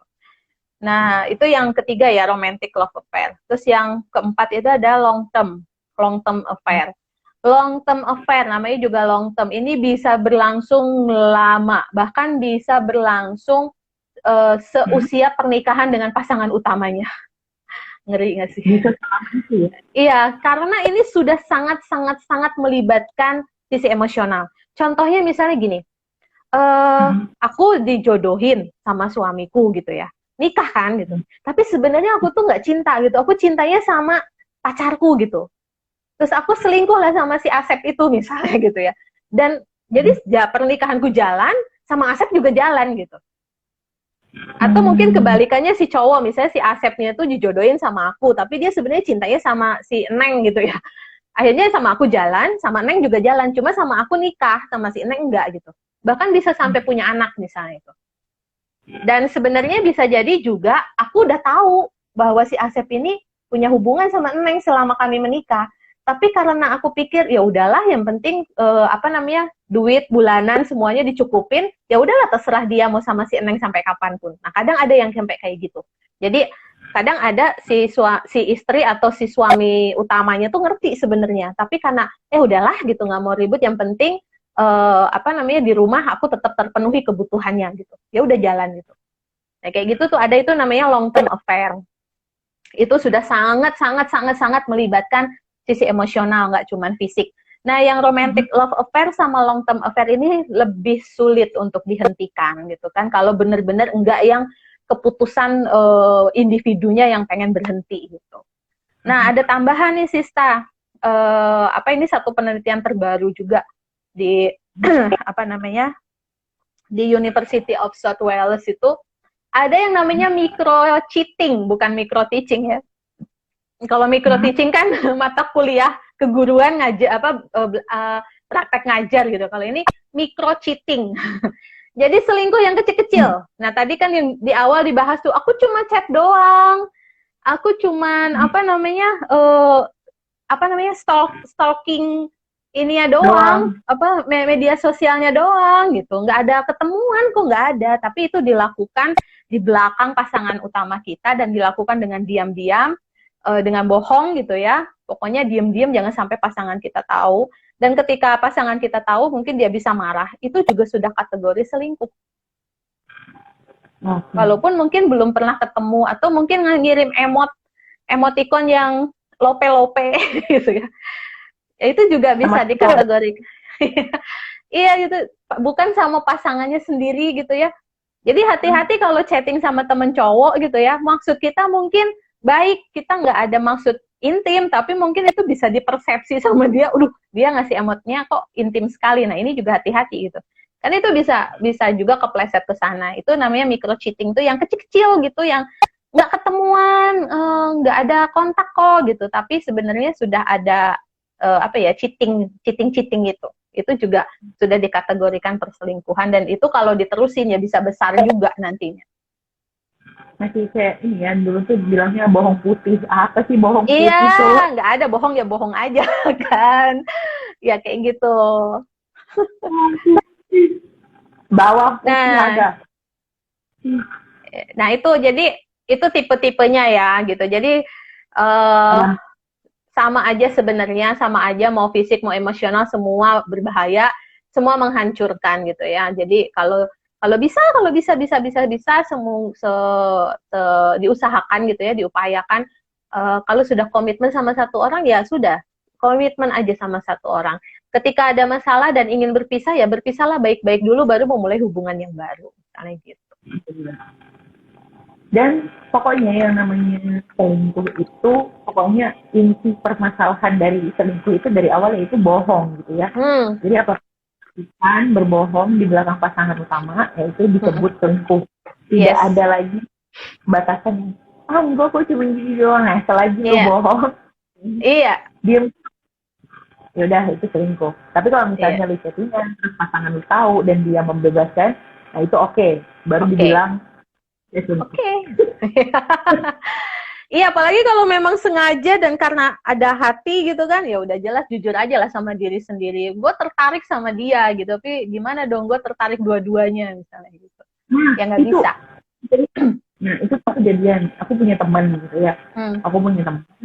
Jadi deket gitu ya, deket. Kita tuh udah nyium bau-baunya tuh, istrinya dia suka deh sama si A gitu kan ya. Kayaknya si cowok ini suka deh sama si A gitu. Tapi si cowok ini pada saat kita tanya ini, kamu suka sama si A? Enggak. Padahal si cowok ini sudah punya pacar nih. Sudah punya pacar gitunya. Dan kita kenal sama pacarnya gitu kan.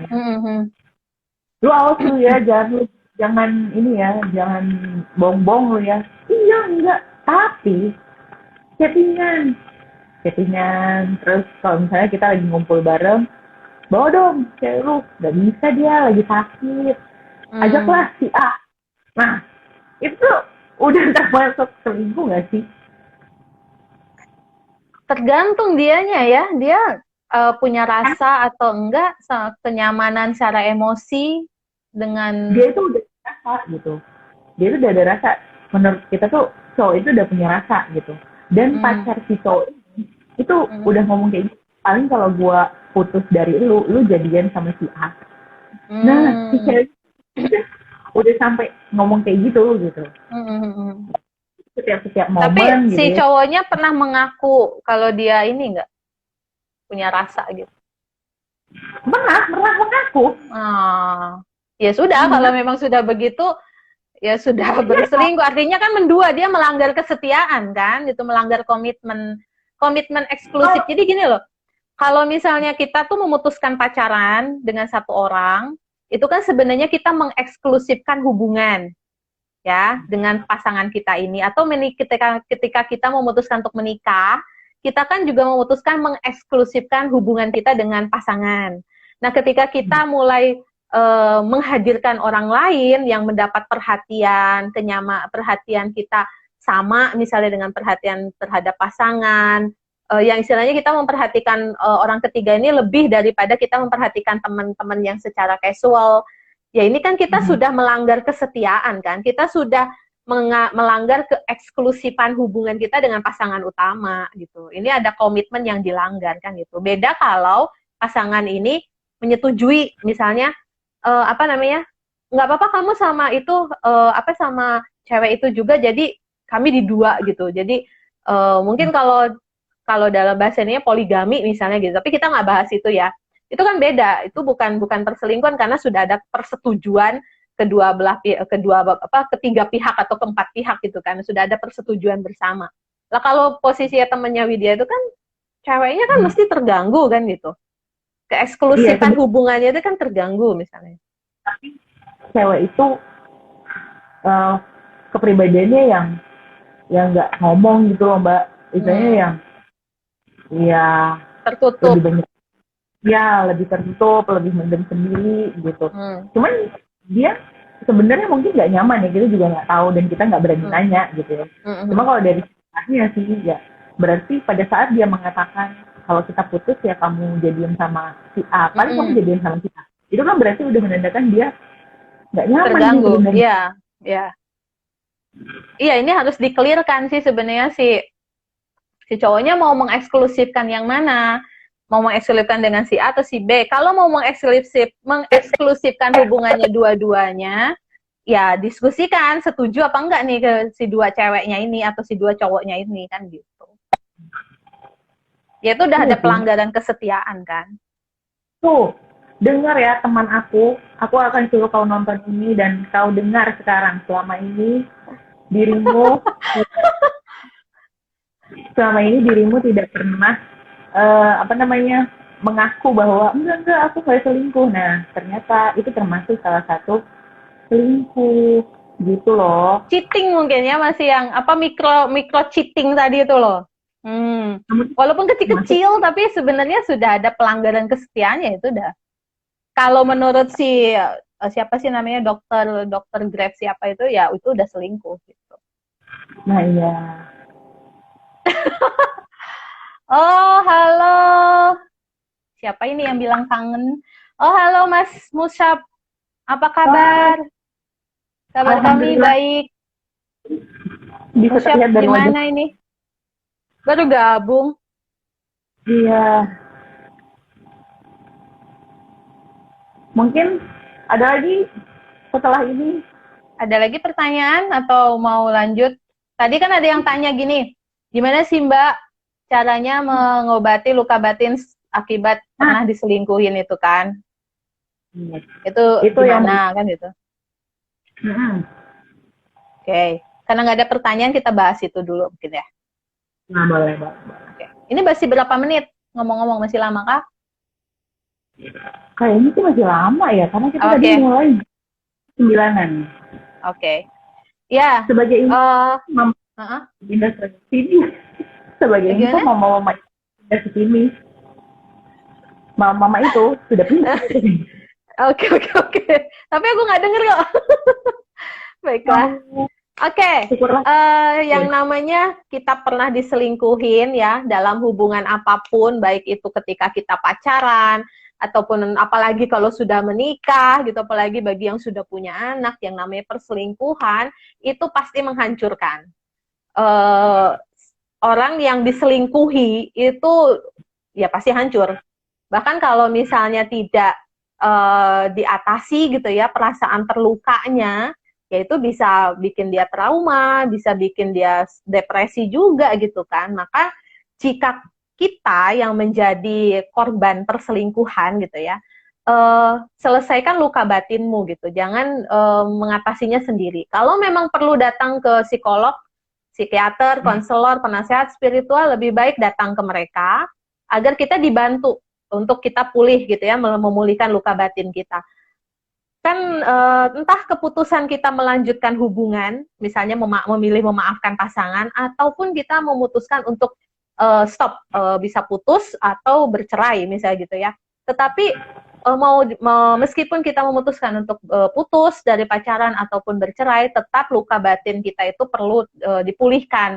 Sehingga nanti di masa depan ketika kita memulai satu hubungan yang baru, itu bisa sudah dalam kondisi lebih siap. Kalaupun pada akhirnya memilih untuk memaafkan pasangan, itu juga sebaiknya bersama pasangan datang juga ke konselor atau psikolog atau tenaga profesional gitu ya, untuk sama-sama konseling gitu, sama-sama mengalami pemulihan, ya pemulihan hubungannya, ya pemulihan secara individunya gitu, sehingga kehidupan pernikahan berikutnya atau kehidupan relationship berikutnya bisa lebih sehat gitu kan satu sama lain. Karena kalau tidak dibereskan nanti kita pun akan cenderung mudah ngungkit-ngungkit gitu loh, mengungkit-ngungkit aja kan, terus juga nggak percayaan gitu kan, curigaan. Nah itu kan sebenarnya juga nggak sehat dalam satu hubungan. Maka kita juga perlu untuk pulih. Satu hal lagi, jangan pernah menyalahkan diri sendiri. Karena keputusan untuk berselingkuh itu 100% keputusan si pelaku. Mungkin kita punya andil ya, mungkin kita punya andil dalam menciptakan hubungan relationship romantis ini yang mungkin tidak begitu nyaman misalnya. Oke, kita andil membuat hubungan ini menjadi tidak begitu sehat, mungkin kita punya andil. Tapi kalau dalam keputusan perselingkuhannya, keputusan untuk berselingkuhnya, itu 100% keputusan si pelaku dan si pelakor ataupun si pebinor gitu. Bukan kita.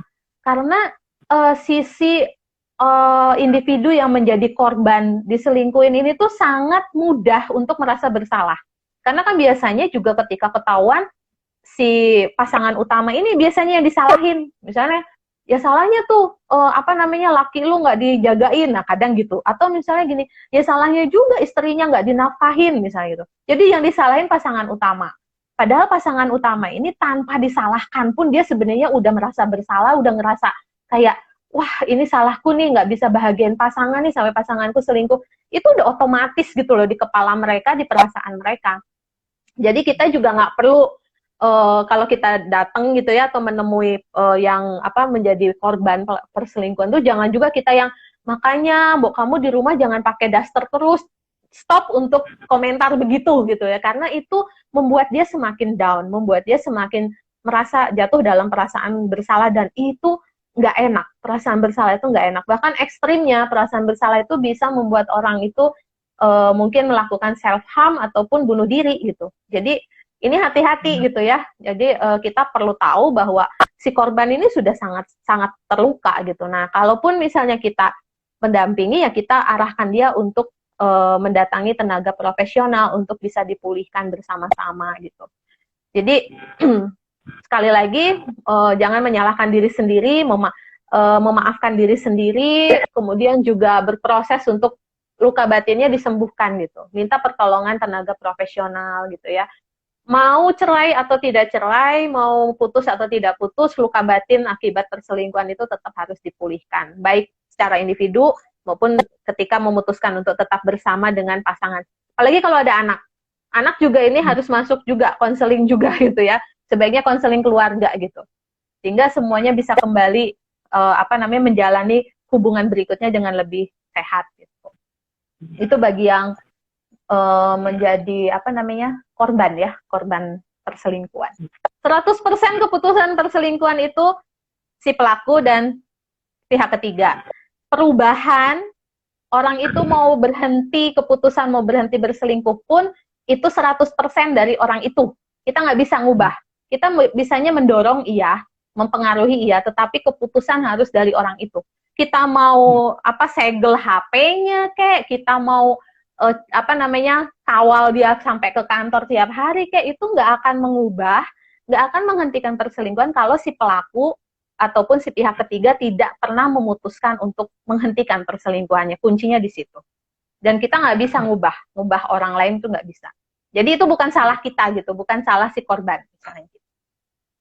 Benar banget. Benar sih. Karena semua itu keputusannya ada di si pelakunya gitu. Iya. Dan benar juga pada saat menjadi korban perselingkuhan gitu ya, diselingkuhi gitu ya, itu memang luka batinnya harus benar-benar diobati. Iya, betul. Dan kalau misalnya gimana? Halo? Iya, dan memang menyakitkan gitu. Dan kalau aku dulu ngerasa setelah tahu diselingkuhin gitu ya, aku ngerasa hubungan ini jadi toksik gitu. Nah, rasa tidak percaya itu langsung muncul, terus lebih kecurigaan gitu kan ya. Yeah. Terus terus rasa itu kan semakin membuat kita semakin tidak nyaman kan. Sampai akhirnya awalnya memang yaudah deh dimaafin, yaudah deh kita jalanin. Awalnya tuh memutuskan seperti itu. Tapi setelah dijalanin, kayaknya ini nggak bisa berjalan. Kayaknya nggak bisa seperti ini sih. Lama-lama aku ngerasa bahwa wah, ini jadi toxic relationship sih menurutku. Karena aku menyakiti diriku sendiri gitu. Aku belum siap kan. Aku harus pulihkan diriku sendiri. Karena aku memilih untuk jadi deh mundur dulu aja gitu. Dulu dan penuhin pulihkan diriku sendiri dulu gitu. Emang iya sih, memulihkan diri sendiri itu penting banget apalagi sebagai korban. Iya, betul. Apalagi ketika memutuskan untuk mempertahankan hubungan ya. Ketika misalnya, oke lah kalau pacaran biasanya putus itu lebih gampang ya biasanya itu. Tapi kalau sebuah pernikahan gitu ya, ketika terjadi satu perselingkuhan, kemudian si pasangan ini mungkin memutuskan untuk tetap mempertahankan pernikahan dengan adanya komitmen si pelaku menghentikan perselingkuhannya dan si korban memaafkan misalnya. Memberikan kesempatan kedua gitu ya kepada si pelaku misalnya itu. Nah, kenapa tadi aku bilang penting banget untuk bisa mendapatkan pemulihan gitu ya secara tuntas dengan tenaga profesional itu. Salah satunya agar si keberhargaan diri si korban ini bisa kembali utuh gitu loh. Karena kan sebenarnya ketika dia diselingkuhin itu kan harga dirinya hancur kan gitu. Keberhargaan dirinya pun kan terpengaruh gitu. Nah, ketika dia mengalami satu pemulihan, harapannya itu keberhargaan dirinya dipulihkan. Kemudian juga satu sama lain, baik si pelaku maupun si korban ini ketika di konseling bersama gitu, dua-duanya bisa upgrade bertumbuh bersama, memperbaiki satu sama lain, mungkin pola komunikasi keduanya diperbaiki misalnya gitu ya. Halo? Kedengeran? Suaranya berdengung. Oh, oke. Mati sepertinya. Udah habis baterainya. Oh ya. Coba ya, bentar. Aku akan pakai yang ini. Iya. Berdengung tapi mungkin sedikit ya yang ini. Coba Sista, halo. Halo? Bergema nggak? Halo? Enggak? Oh, enggak. Enggak. Oke, sip. Oke. Ya, jadi tadi ya, kenapa perlu konseling gitu ya, datang ke tenaga profesional agar si pelaku maupun si korban bisa sama-sama dipulihkan dan kemudian sama-sama belajar pola komunikasi yang baru misalnya, sama-sama belajar cara menyelesaikan konflik dengan cara yang baru misalnya, dengan cara yang lebih sehat gitu. Kemudian juga si korban bisa kembali menumbuhkan rasa percayanya lagi sama pasangannya gitu ya. apa namanya, tidak curigaan gitu bawaannya, dan traumanya juga bisa dipulihkan juga gitu. Si pelaku pun bisa lebih matang lagi kepribadiannya, bisa mungkin juga apa namanya, berkomitmen untuk menjadi orang yang lebih baik misalnya kayak gitu. Nah, jadi apapun keputusannya gitu ya, entah menghentikan hubungan ataupun mempertahankan hubungan, penting banget untuk bisa satu sama lain mengalami pemulihan gitu, baik secara individu maupun secara hubungan gitu. Jadi si korban pun tidak yang terus-menerus mengungkit-ungkit, misalnya ketika marahan nggak yang diungkit-ungkit lagi gitu, karena sebenarnya kan si korban ini pun si pelaku pun sebenarnya ketika dia mau jujur gitu ya, sebenarnya kan ada perasaan bersalah juga sih gitu, ada perasaan kotor juga mungkin sama dirinya sendiri ketika dia pernah melakukan perselingkuhan gitu ya. Apalagi ketika melihat pasangannya. Nah, kalau aku bilang gini ya, pernikahan atau hubungan setelah akibat perselingkuhan itu bisa tetap dipertahankan jika ada dua syaratnya. Yang satu ada pertobatan, yang kedua ada pengampunan. Jadi si pelaku ini bertobat gitu ya, dan si korban mengampuni. Nah, lalu ada komitmen untuk bertumbuh bersama, memperbaiki segala sesuatunya dalam hubungan mereka, itu bisa. Tapi kalau nggak seimbang, cuman ngampunin aja tapi nggak ada pertobatan, nah ini kan jadi toksik yang Widya tadi bilang gitu kan. Bener. Loh, kok yang satunya ngampunin aja, maafin aja, tapi yang satu nggak pernah tobat gitu.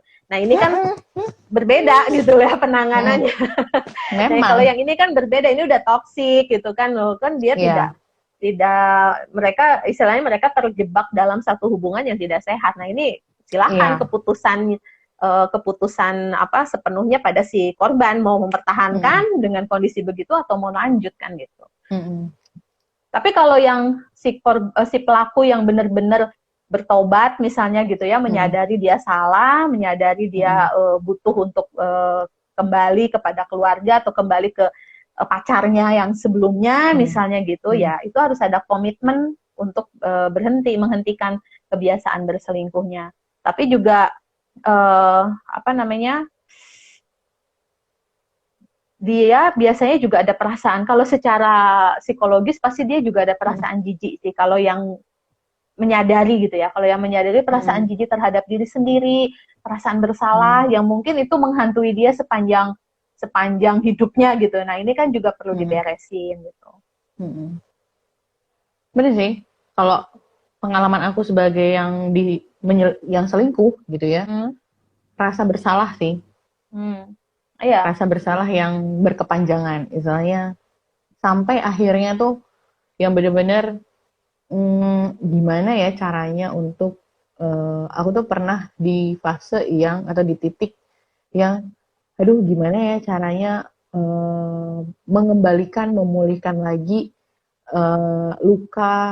menyembuhkan lukanya dia gitu. Itu sampai kayak gitu sih, sampai aku harus bantu dia untuk nyembuhin lukanya dia gara-gara aku sih gitu.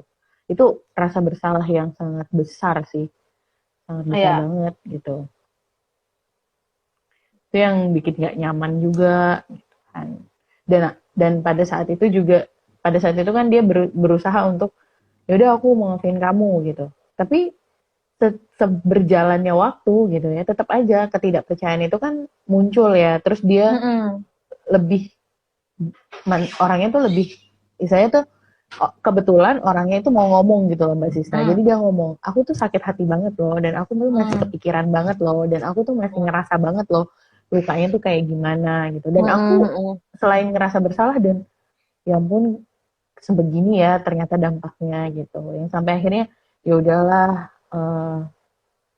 ada orang yang lebih baik nantinya. Saat ini mungkin memang lebih baik untuk berteman, karena aku sendiri juga tidak mau lagi untuk menyakiti perasaannya lagi gitu.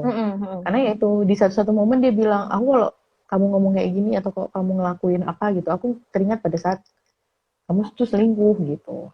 Itu yang aduh bersalah banget sih. Dan pada saat itu ya kan, ya itu keputusan kita sendiri sih untuk berselingkuh gitu. Dan keputusan sendiri juga untuk menyudahi, yang istilahnya lu lama kelamaan juga bakal tahu. Jadi ya udahlah, akhirin aja. Atau juga nggak ada yang, biasanya hubungan kayak gini tuh nggak ada yang sehat gitu. Mm-mm. Iya, jadi sebenarnya kan perselingkuhan itu ada 3 pihak kan, pelaku, korban, sama pihak ketiga. Sebenarnya kalau mau diamati, ketiga-tiganya ini mengalami dinamika emosi yang cukup pelik juga gitu ya. Nggak si korban, apalagi ya kalau si korban ya, dinamika emosi kan ada marah, terluka, kecewa, rasa kehilangan gitu ya, terhianati itu yang kita sudah bahas tadi. Nah sebenarnya si pelaku pun kalau dia mau jujur ada juga perasaan itu, ada perasaan malu juga mungkin gitu ya, kalau ketahuan tuh kan mungkin dia malu, bingung, ada rasa bersalah, belum lagi putus asa tuh bagaimana cara menghadapi kemarahan pasangan utamanya, ditambah lagi bagaimana cara dia menghadapi ketika pihak ketiga ini nggak mau juga diputusin gitu. Nah ini kan juga dinamikanya dia ngerasain juga gitu, itu bisa dipahami banget. Makanya tadi aku selalu bilang bahwa penting untuk memulihkan diri sendiri secara individu gitu ya, sehingga bisa tahu tuh kelemahan kepribadian yang perlu diperbaiki atau perlu dipulihkan di area mana kan gitu, sehingga bisa menjalin satu hubungan dengan lebih efektif gitu kan, nggak kesana iya kesini iya kan gitu, karena itu menyakiti dua pihak kan gitu, kecuali kalau memang ada persetujuan kan itu berbeda ya kasusnya. Kalau perselingkuhan kan tidak ada persetujuan biasanya dari pasangan utamanya kan gitu, dan ini diam-diam gitu. Tapi memang si pelaku kalau memang dia ingin berhenti gitu ya, coba deh gitu ya menyadari sebenarnya apa sih tujuan dia selingkuh gitu ya. Tadi Widya kan udah sharing ya, udah tahu nih tujuannya dia apa, dan mungkin juga kalau yang di luar sana yang mungkin masih mengalami gitu ya, sebenarnya apa juga yang dia temukan kan dalam hubungan cinta segitiga ini, apakah damai gitu, apakah tenang, apakah lantas menjadi lebih bertumbuh gitu kan. Nah itu coba disadari dulu, diidentifikasi juga diri sendiri, sebenarnya apa sih yang dicari dalam menjalin hubungan yang rumit ini gitu ya, sampai dalam perselingkuhanmu tuh apa sih yang dicari gitu, kamu dapat apa kan gitu, tujuanmu apa gitu. Nah perlu kesadaran bahwa sebenarnya perselingkuhan itu hanya menyakitkan, hanya menghancurkan gitu kan. Jadi perlu punya awareness yang cukup dalam gitu loh. Sebenarnya aku tuh kelemahannya apa sih gitu. Sebenarnya kenapa sih aku bisa sampai melakukan ini sampai titik ini gitu kan. Dan mungkin dia juga perlu belajar menerima kelemahannya itu dan mulai belajar untuk bertanggung jawab atas hidupnya sendiri gitu loh. Nggak bisa nuntut pasangan terus-menerus untuk memuaskan dia, untuk menyenangkan dia kan gitu. Dan nanti juga kalau misalnya dia konseling gitu ya, mendapat satu treatment dari tenaga kesehatan profesional itu, ya itu juga akan dibantu, dia akan dibantu untuk bisa memaafkan diri sendiri, belajar berkomunikasi dengan baik, belajar bersikap asertif misalnya, cara nanganin konflik, kemudian juga mungkin mencintai diri sendiri dengan benar dulu gitu, karena orang yang melakukan perselingkuhan kemungkinannya dia nggak tahu cara dia mencintai dirinya sendiri, atau dia punya cara yang tidak tepat dengan mencintai dirinya sendiri gitu. Karena kalau dia sudah mencintai dirinya sendiri ya dia akan bisa mencintai orang lain juga dengan lebih tepat kan gitu, dengan lebih sehat juga kan gitu. Bener sih. Makanya tadi kan kalau faktor-faktor penyebabnya itu kan salah satunya ada kepribadian kan. Ini penting banget nih. Penting banget untuk itu memahami. Iya, benar sekali loh Mbak Sista. Terus ya karena faktor kepribadian kita dan mencintai diri kita sendiri gitu. Dan benar sih untuk pelaku-pelaku selingkuh yang masih selingkuh sampai hari ini, ya penting banget tuh untuk mencari tahu apa alasan kalian masih selingkuh sampai hari ini. Iya, karena apa yang dicari? Karena nggak ada. Kalau aku sih ngerasa ya nggak ada benefitnya sih. Iya. Yang awalnya mikir akan bahagia sih gitu. Oh, aku akan, kalau misalnya aku punya pacar beberapa nih, aku ada ada yang membackup nih, kalau nggak sama dia ya sama dia, kalau nggak sama dia ya sama dia gitu. Kebahagiaan semu kan itu gitu. Tapi pada udah kayak gitu ya, udah kayak gitu tuh masih juga ngerasa sendiri, ngerasa juga nggak terpenuhi juga gitu. Ya berarti kan memang pada saat itu iya kosong. Berarti kan pada saat itu memang mencintai diri sendirinya tuh masih kurang gitu kan Iya, ya. dan mungkin juga dia nggak tahu tujuan hidupnya dia apa. Iya kan, mungkin dan mungkin dia juga belum kenal